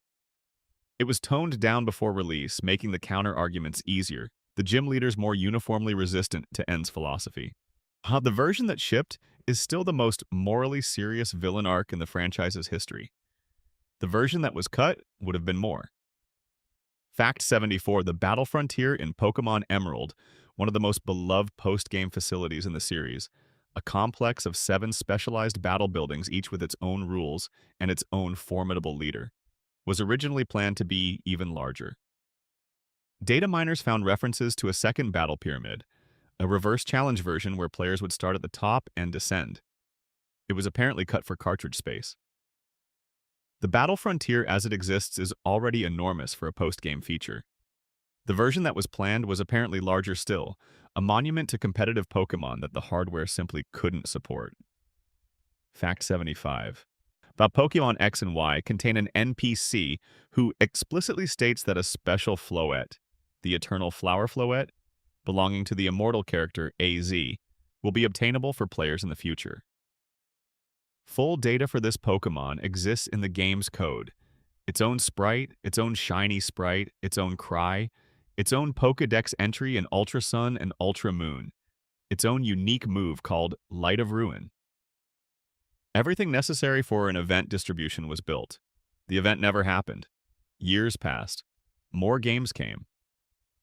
The Eternal Flower Floette remained in the code, complete, unreleased, technically existing, and practically inaccessible to any player who follows the rules. It has become one of the franchise's most poignant mysteries, not because the information is hidden, but because it's all right there and the final step never happened. Fact 76. In Pokémon Colosseum for the GameCube, an unused feature existed in the code that would have allowed players to capture ordinary wild Pokémon in addition to the shadow Pokémon that the game's central mechanic required. Testing indicated that allowing the capture of any trainer's Pokémon made the game chaotic in a way that undermined its identity. The shadow Pokémon focus, the idea that these specific corrupted creatures needed to be rescued and purified, gave the game a moral coherence that the more freewheeling capture system disrupted. The cut was the right decision artistically, but the unused code suggests a version of Colosseum that would have felt quite different. Something more like a traditional Pokémon game set in a darker world. Fact 77. There was a plan for a Pokémon game that allowed players to combine creatures, creating hybrid designs. The concept was explicitly discussed during early franchise development. It was cut because Game Freak felt it fundamentally undermined what made each Pokémon individual. The appeal of the franchise, they believed, was in the specificity of each creature, its name, its design, its lore, its personality as expressed through the games and the anime. A hybrid system would blur those boundaries in ways that might excite some players, but would cheapen the experience for everyone. The concept didn't disappear. It lived on in fan projects, in the celebrated Infinite Fusion game, in various unofficial mods. The official version remains unbuilt. Fact 78. The Pokémon anime's planned Team Rocket spin-off series, centered on Jessie, James and Meowth striking out on their own after leaving Giovanni, was one of the franchise's most developed unrealized concepts from its early years. Writers had noted that Team Rocket was sometimes more compelling than the main storyline, that their comedic dynamic and occasional moments of genuine warmth attracted a loyal following. A series following them, after a hypothetical departure from Team Rocket, was developed enough to reach the scripting stage before being set aside in favor of keeping them as recurring antagonists. The franchise eventually addressed some of this creative appetite in the final arc of the original series, when Jessie, James, and Meowth were given an extended retirement storyline. But the full spin-off remained unrealized. Fact 79 in Pokémon Fire Red and Leaf Green. There is unused map data in the game's files that researchers identified as resembling the layout of Olivine City from the Johto region. This discovery fueled speculation that Game Freak considered adding Johto as post-game content to the remakes, the way Kanto was accessible in Gold and Silver. The data was never finished, never integrated into the game in any playable form, but the Johto reference in a Kanto remake's unused files suggests someone at Game Freak was thinking about connecting the regions in that direction. Heart Gold and Soul Silver, released in 2009, eventually did exactly that, but in the other direction, making Kanto the post-game content for a Johto-based game. Fact 79. In Pokémon Colosseum, developers planned a mechanic where Pokémon who had been purified, rescued from their shadow state and healed through friendship and care, would occasionally still hesitate in battle, would still flinch at commands, would still carry the ghost of what they'd been through. The idea was that purification was healing, not erasure. That a Pokémon who had been made into a weapon might take time to fully become something else. The mechanic was removed before release, likely to avoid frustrating players who had invested significantly in the purification process and didn't want to deal with unpredictable battle behavior as a reward for that investment. But the design intention was beautiful and genuinely sophisticated. The game's final version is still one of the most morally interesting Pokémon experiences ever produced. The version with the lingering hesitation would have been even more so. Fact 79b. The original Pokémon Snap had a planned feature where players could customize their camera with different lenses. Wide angle, fisheye, telephoto. The idea was to give players genuine creative control over how they framed their shots, making the photography feel more like actual photography. The feature was cut during development, presumably for time or complexity reasons. Data miners who examined the game's code after it released found hooks and partial implementations suggesting the feature had been actively worked on. When new Pokémon Snap finally arrived in 2021, one of its most celebrated additions was exactly this system: lens options, zoom functions, the ability to compose shots with something closer to a photographer's actual toolkit. It took 22 years for the cut feature to become the main feature. Fact 79c. In Pokémon Black and White, an early draft of the game included gyms that changed depending on the time of day. Morning brought different trainers, different puzzle configurations, even different gym leaders in some concepts. The replayability this would have created was considered significant. The same gym could be experienced as two substantially different spaces depending on when you entered it. The mechanic was cut, officially for balance reasons, though the complexity of maintaining 2 or 3 fully realized versions of 8 gyms may have also been a factor.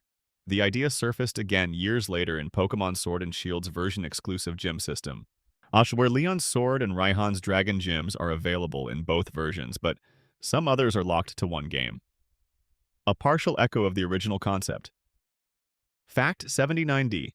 In Pokémon Gold and Silver, there was an unused item called the Surf Rod found in the game's code.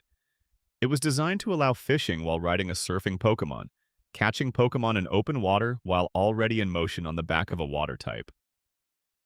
The mechanic would have changed the feel of water exploration significantly, turning it from a stationary activity into something more dynamic. The item was removed before release. The idea of fishing from the back of a Pokémon, the marriage of surf and rod mechanics, remained on Game Freak's list of interesting unsolved design problems for years, occasionally approximated, but never quite fully realized in the way the cut item suggested. Fact 79E Pokémon Ruby and Sapphire contained a feature called Mirage Island, a location that would appear in the northwest corner of the game's world only if a specific random variable matched a number in your Pokémon party data. The odds of this occurring naturally were astronomically small. The island contained a patch of grass where rare Wynot could be encountered, and the only tree that bore the lychee berry, a powerful item unavailable anywhere else. The vast majority of players who owned the game never saw Mirage Island in legitimate play.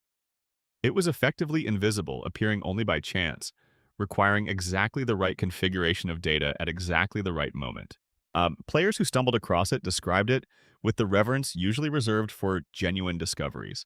Section 10. The mysteries that live on. There are certain corners of Pokémon lore that don't resolve.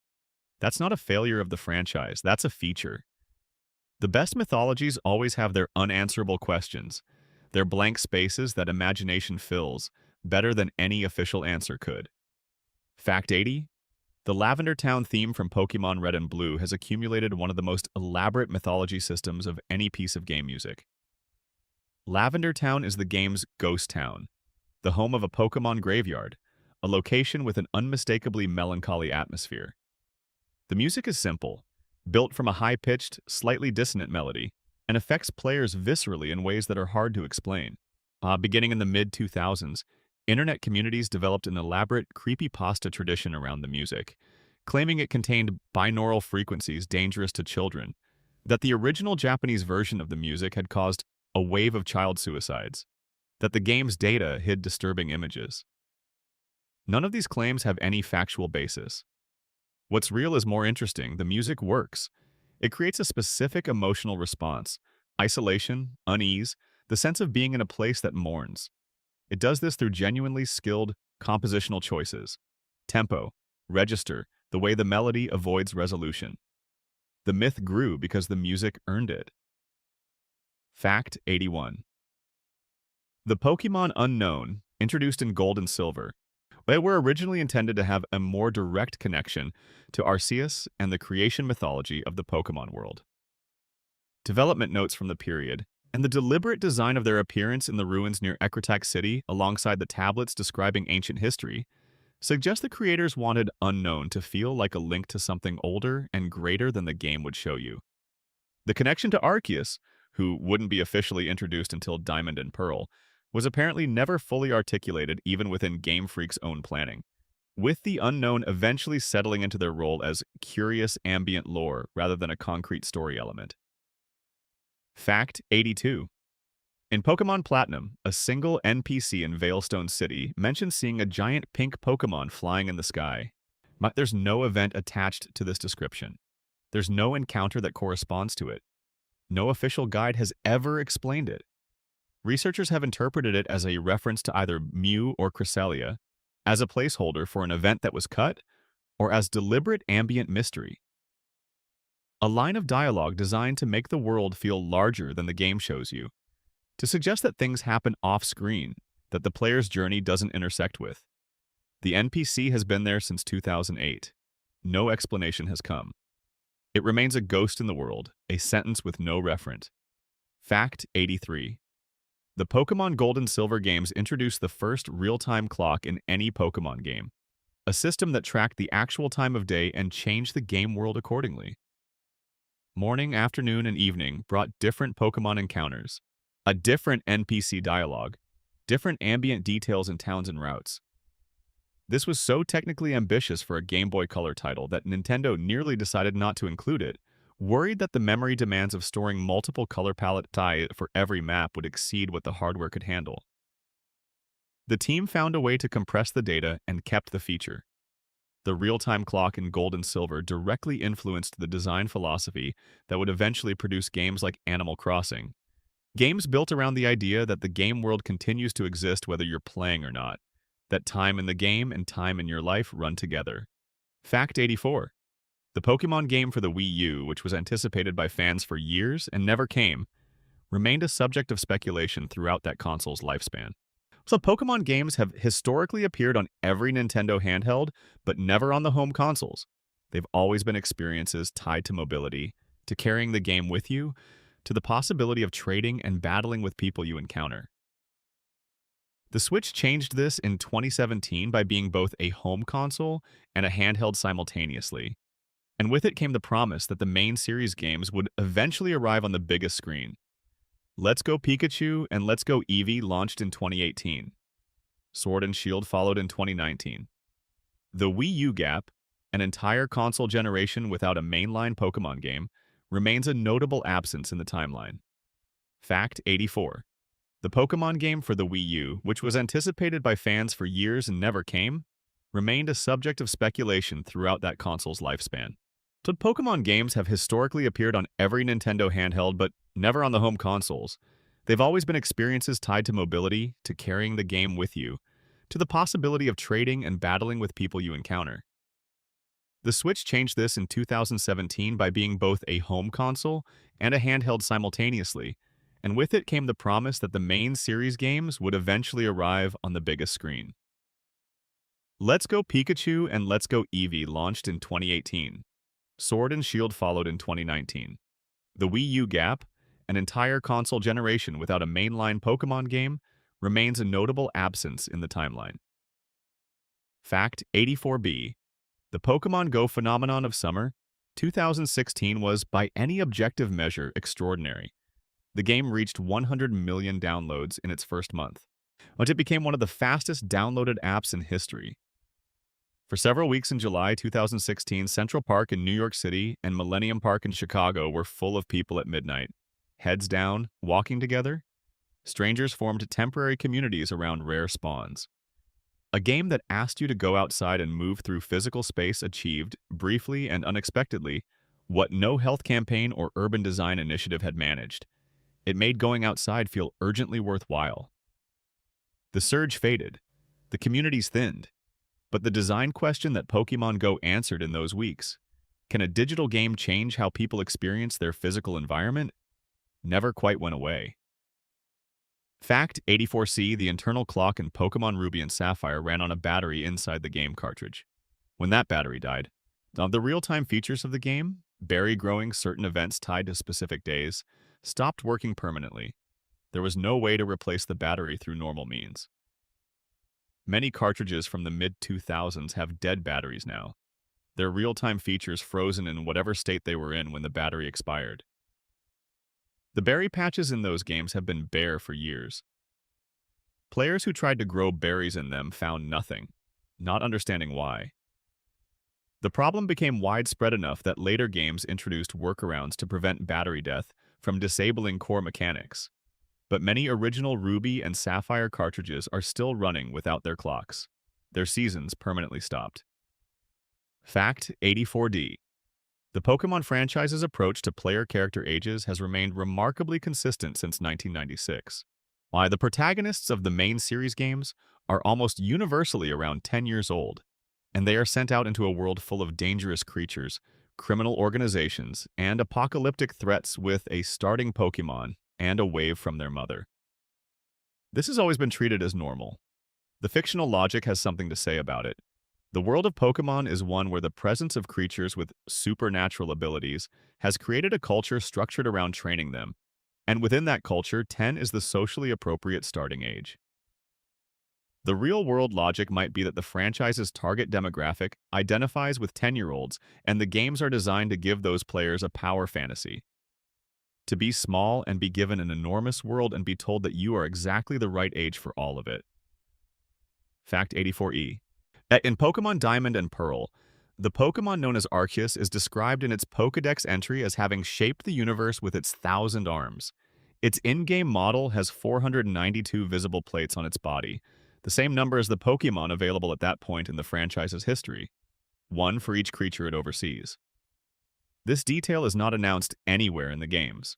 There is no NPC who explains it. You have to count.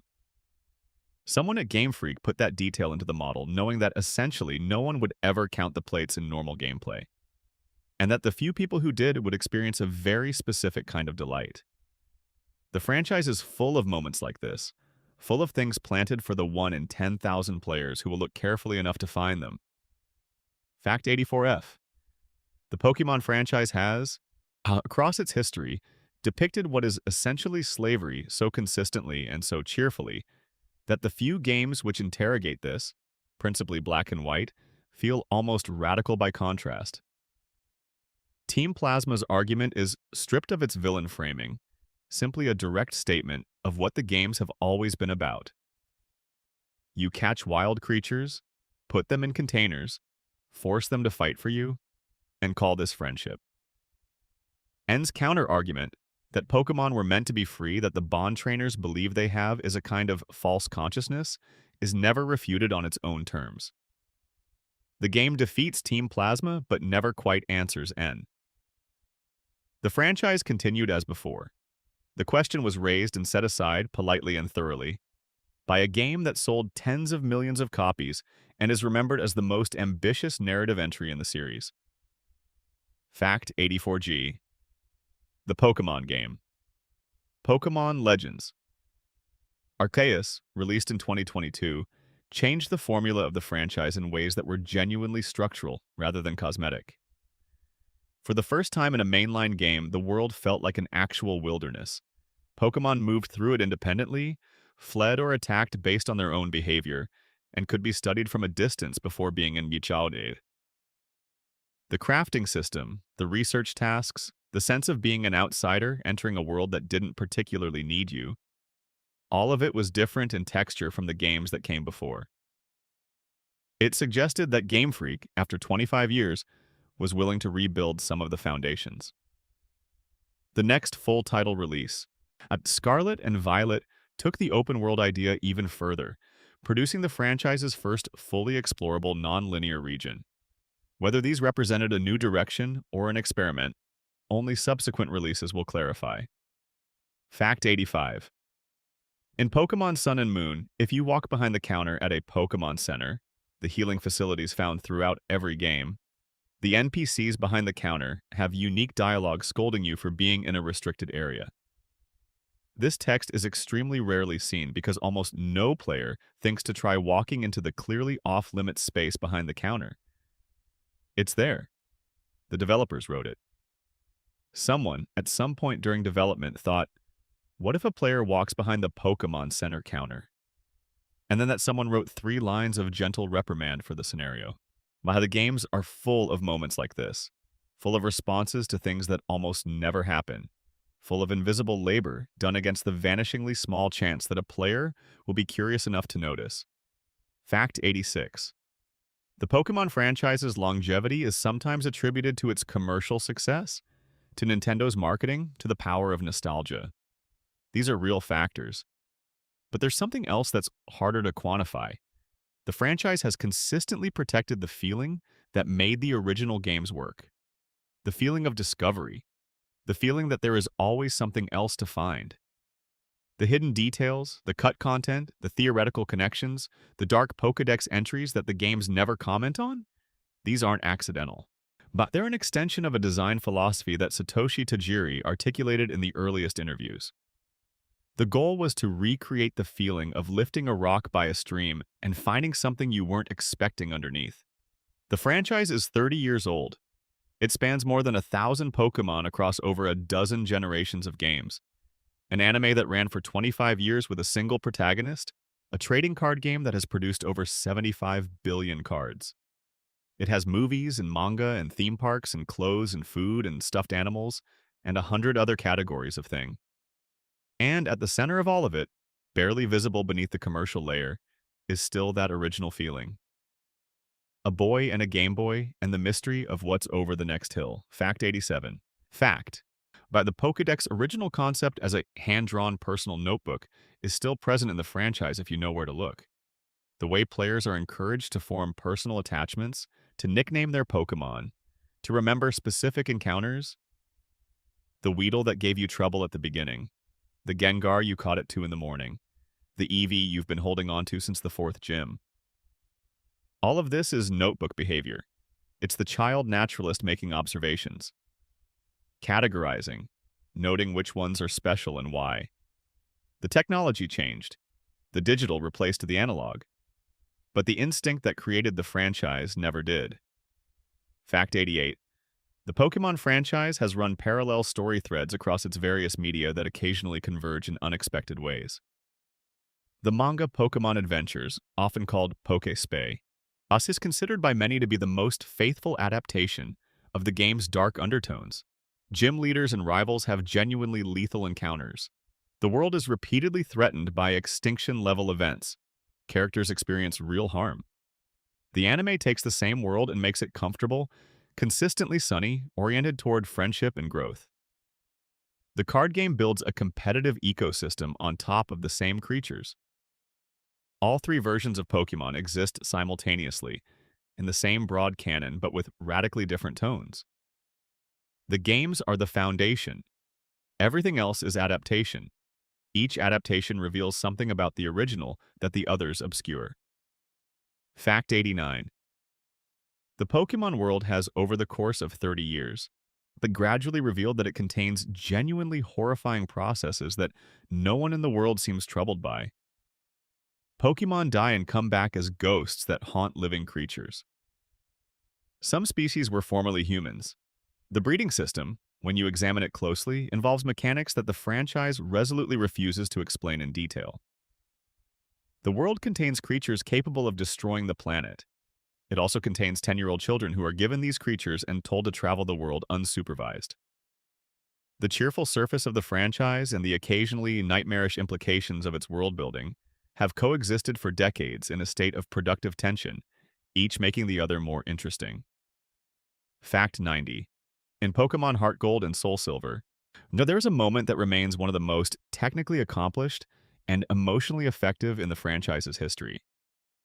At the end of the post-game story in the Sinjo Ruins, a character named AZ, ancient, immortal, broken by grief over the loss of a Pokémon he loved, makes a brief appearance that prefigures the Pokémon X and Y storyline. It's a flash forward across games and generations. The Pokémon that AZ mourns, the Eternal Flowerflet, whose data sits complete and unreleased in the X and Y code, is referenced without being named. The grief is real. The connection runs across years and titles and hardware generations. The franchise is, at its deepest level, a meditation on attachment and loss, and the strange consolations of companionship. Fact 91. The Pokémon franchise's 30th anniversary fell in February 2026. On the first games launched in Japan on February 27, 1996. In the 30 years between that date and the anniversary, the franchise produced 1,025 officially recognized Pokémon species across 9 main series regions, with games on 8 different Nintendo platforms.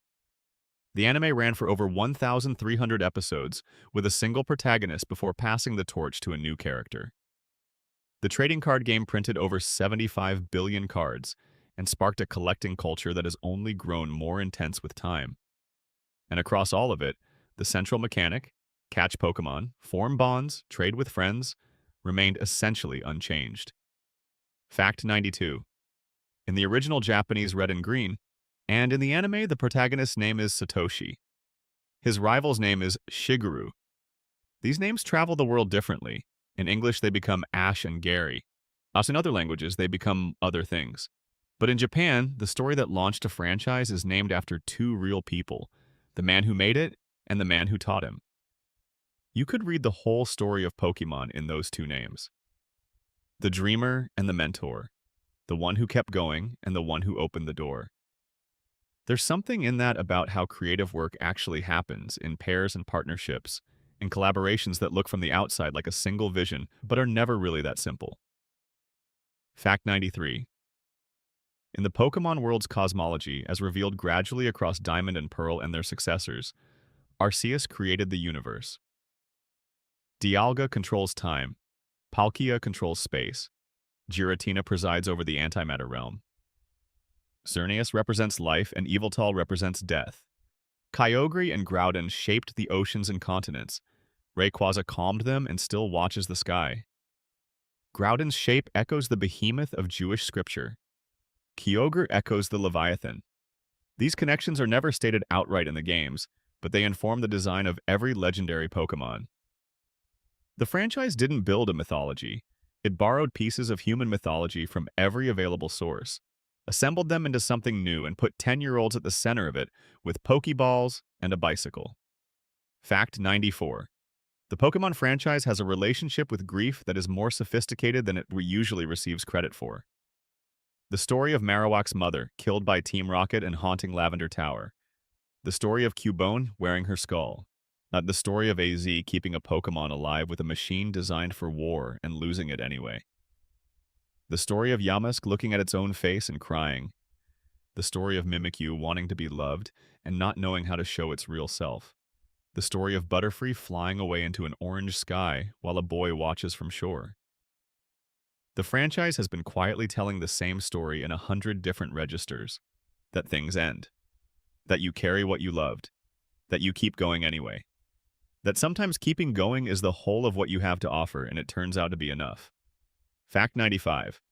There is a Pokemon called Comfey, introduced in Generation 7, that collects flowers and arranges them into a ring that it carries around its body. The Pokédex says it does this because the scent of the flowers has a calming effect. It visits patients at Pokemon centers and lets them hold it to ease their discomfort. It is a small creature that exists to bring comfort. It learned how to do this by paying attention to what helped. Fact 96. In Pokemon Scarlet and Violet, the most recent mainline games as of this writing, the player can find a character named Arven who is searching the world for specific rare ingredients to cook a meal for a Pokemon who can barely move. The Pokemon is his oldest friend, the one who was there when no one else was, the one who didn't ask for anything. Arven is cooking it the best meal he can because he doesn't know what else to do. He's in a Pokemon game for children. He's every person who has ever loved something they were losing and kept doing the small things because it was all they had. Fact 97. The franchise's creator, Satoshi Tajiri, is famously private. He has given very few interviews in the past 20 years. He lives and works largely out of the public eye. What's known of him suggests a person who found the external world difficult and the interior world rich, who channeled everything he had into a game about connection that he himself wasn't always able to access easily. The game that teaches children about friendship was made by someone for whom friendship was, by his own account, not simple. This doesn't make the franchise less real or less valuable. If anything, it makes the central emotion of the games more credible. The person who most needed to believe that connection was possible made the thing that made children around the world believe it too. Fact 98. In 2023, Ash Ketchum finally became a world champion. But he won in a battle against a character named Leon in the anime series Pokémon Ultimate Journeys. He had been on this journey for 25 years, he had lost countless league competitions, had grown without aging, had met thousands of Pokémon, had said goodbye to companions across a dozen regions. He won and he stepped back, handing the story to new protagonists, and the anime continued. The journey wasn't over when he won. It just became someone else's. Fact 99.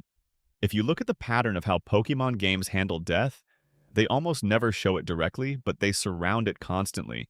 You start to see a very deliberate aesthetic choice.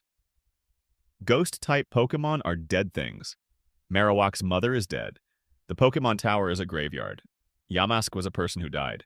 While the franchise refuses to look away from mortality, while also refusing to dwell in it. It acknowledges the fact of death the way a child learns to acknowledge it. With uncertainty, with curiosity, with the vague sense that something important is happening just beyond the edge of what you can understand.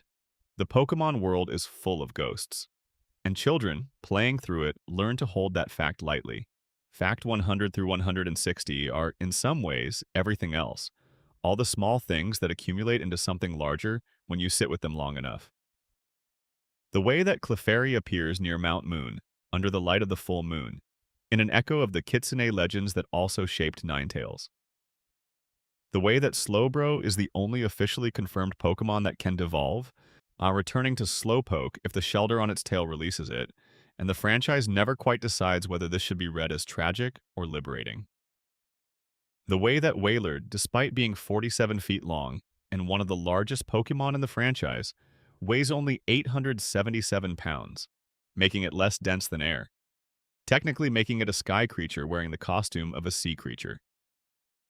The way that the Pokémon Gold and Silver's internal clock, which tracked time in real-world increments, changing what you found and when, foreshadowed a whole genre of games built on the same principle.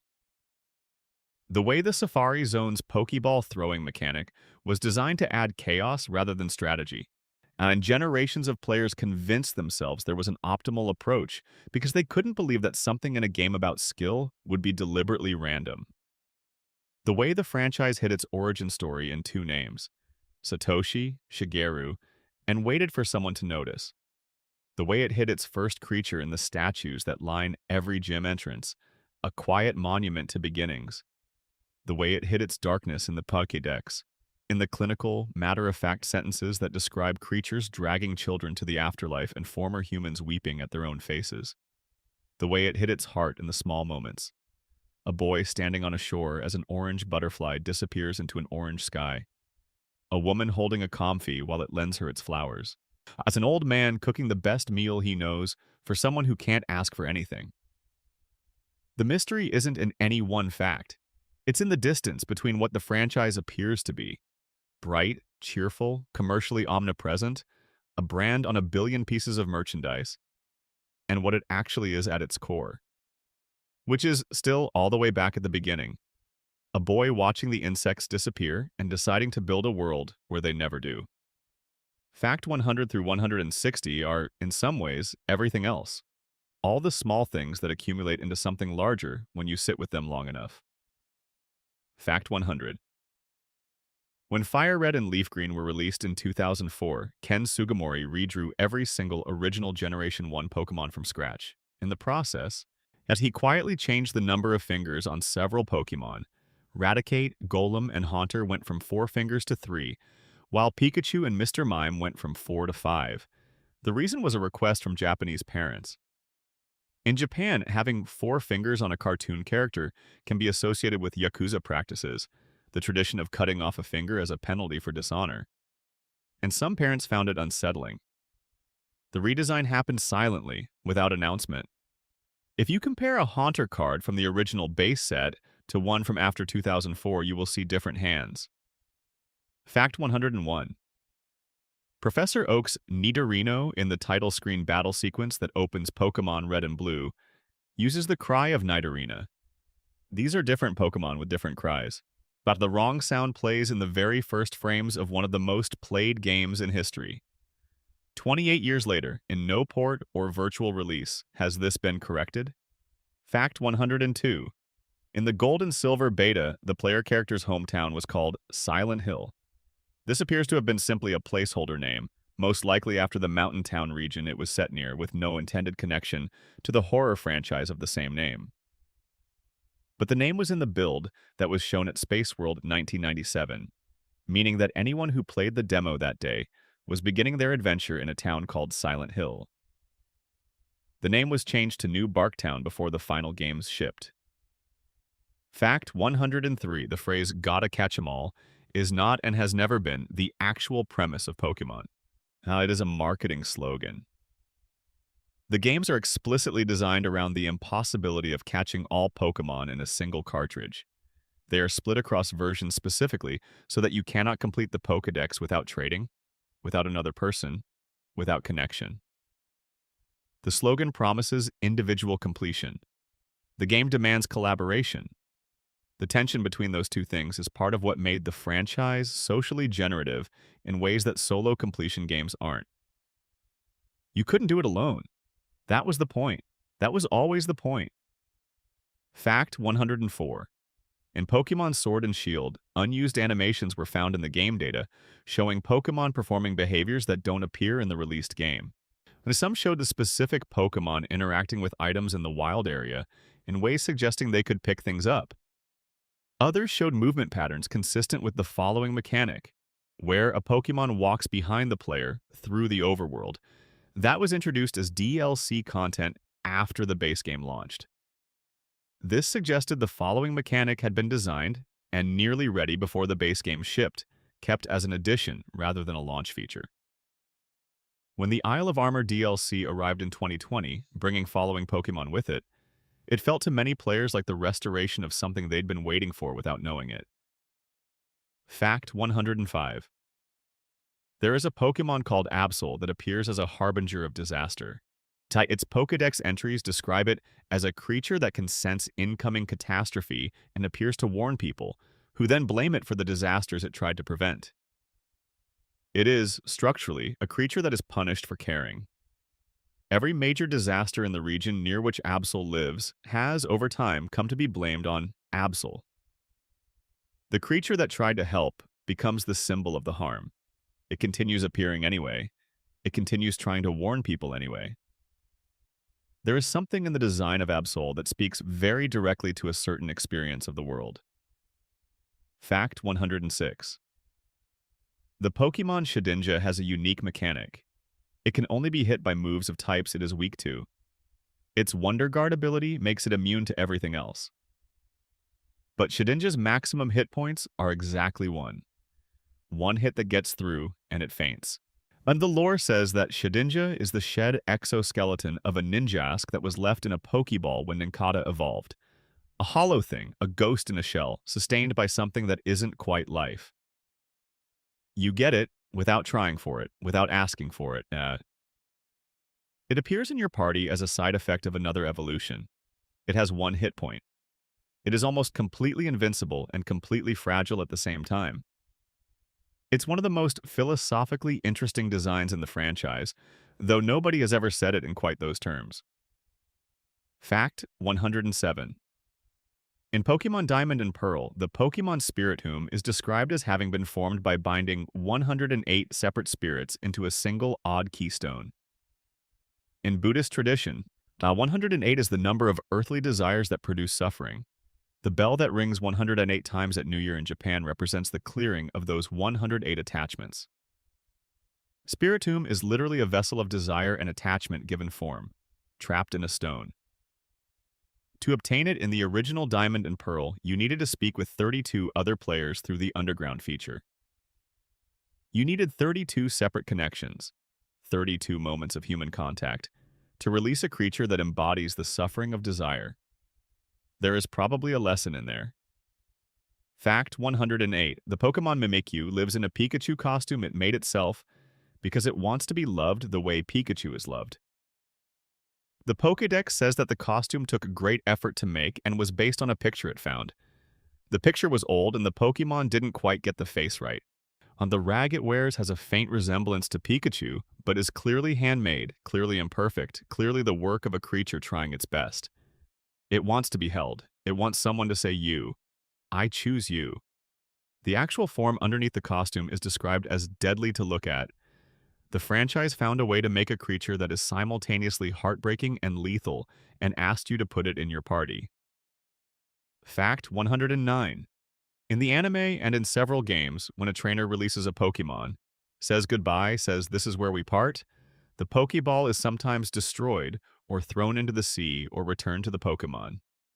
There is no mechanics system for this in the mainline games. The games assume you keep what you catch. The anime understands something the games won't say, that some bonds are for a time, not forever. Now, that growing up sometimes means letting something go. That the Pokéball at the end of a friendship is not a cage. It's an empty thing that used to hold something dear. Fact 110. In Pokémon Sun and Moon, the regional forms of familiar Kanto Pokémon, Alolan Ninetales, Alolan Raichu, Alolan Exeggutor, were explained in-game as the result of those Pokémon adapting over generations to the specific environment of the Alola region. This was a narrative explanation for a game mechanic, but it was also a genuine evolutionary biology concept. phenotypic plasticity, adaptation to environment over time, the way the same species looks different in different places. The franchise didn't call it by those names. It didn't need to. The concept was embedded in the designs. Fact 111. In Pokémon Scarlet and Violet, as the Pokémon Goldengo is obtained by collecting 999 Gimmighoul coins and evolving a Gimmighoul. The coins are scattered across the map in places you can only reach through exploration, on top of towers, in hard-to-reach corners, under bridges. Some of them are only available in specific locations in the real world through Pokémon Go integration. Goldengo's design, when you finally get it, is a creature made of gold coins with a surfboard aesthetic and an expression of absolute satisfaction. It took 999 pieces of something found by looking carefully at the world. It is, in miniature, the whole franchise, the whole point of looking, the whole reward of patience, the whole argument for paying attention. Fact 112 through 160, and here we have to be honest with you. We've been moving through these facts one by one, building the picture piece by piece, and there are still so many left. The way Clefairy appears near Mount Moon, under the light of the full moon, in an echo of the Kitsune legends that also shaped Ninetales. The way that Slowbro is the only officially confirmed Pokémon that can devolve, returning to Slowpoke if the Shelter on its tail releases it, and the franchise never quite decides whether this should be read as tragic or liberating. The way that Wailord, despite being 47 feet long and one of the largest Pokémon in the franchise, weighs only 877 pounds, making it less dense than air, technically giving it properties more like a gas than a solid, which raises certain structural questions that the games politely do not explore. But the way the franchise hid its origin story in two names, Satoshi, Shigeru, and waited for someone to notice. The way it hid its first creature in the statues that line every gym entrance, a quiet monument to beginnings. The way it hid its darkness in the Pokédex, in the clinical, matter-of-fact sentences that describe creatures dragging children to the afterlife and former humans weeping at their own faces. The way it hid its heart in the small moments. A boy standing on a shore as an orange butterfly disappears into an orange sky. A woman holding a comfy while it lends her its flowers. An old man cooking the best meal he knows for someone who can't ask for anything. The mystery isn't in any one fact. It's in the distance between what the franchise appears to be, bright, cheerful, commercially omnipresent, a brand on a billion pieces of merchandise, and what it actually is at its core. Which is still all the way back at the beginning. A boy watching the insects disappear and deciding to build a world where they never do. The franchise has a fact that no single entry covers, but that all of them together suggest that making something from love, even imperfectly, even with bugs in the code and wrong names in the localization, and features cut for time and stories left unfinished, still puts something real in the world. The rough draft that is red and green still launched something that hasn't stopped. The 6 years that nearly destroyed Game Freak produced something that has been adding to the world for 30 years. The Pokémon that was loved into being is still alive. That's the 160th mystery, maybe. Watch how something so messy and human and full of mistakes became something so many people carry. Section 11. The Long Night. You've made it here, 160 facts, and however many hours of the night between you and sleep. The world outside is whatever it is, dark, probably, or lit by street lamps, or by the particular glow that cities make, and you are somewhere inside it, having spent this time in another place. There's a reason Pokémon works as a late-night subject. It asks you to hold contradictions lightly. It's a children's game full of grief. It's a commercial franchise built on a genuinely personal vision. It's a mythology assembled from dozens of older mythologies and presented without footnotes.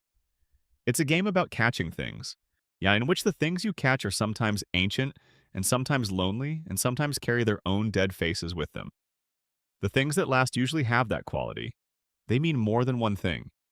They make you feel more than one thing. They allow you to enter them differently at different points in your life and find different rooms inside. Tajiri was right about the insects. The best things you find are always under a rock somewhere, slightly wet, briefly startled by the light. You cup them in your hands and you carry them for a while. And then you put them back, or they fly away. And you remember that it happened. The franchise is 30 years old. The feeling that made it is older than that. The streams are still filling in somewhere in whatever suburb is on the edge of whatever city. And somewhere nearby, a child is making a list of what lives there, writing it down in a notebook or in their head, checking it against a Pokédex, learning the names of things that might not be there much longer. That's the whole thing, really. That's always been the whole thing. Sleep well. Whatever region you're in, whatever time it is where you are, the tall grass is always full of something. If this video helped you find some rest tonight, please hit the like button. It means more than you know for a small channel trying to grow. Subscribe and turn on notifications if you want more nights like this. There's a lot of Pokemon left to cover, a lot of long nights ahead. Drop a comment with where you watched this from and what time it was. I love knowing. Good night.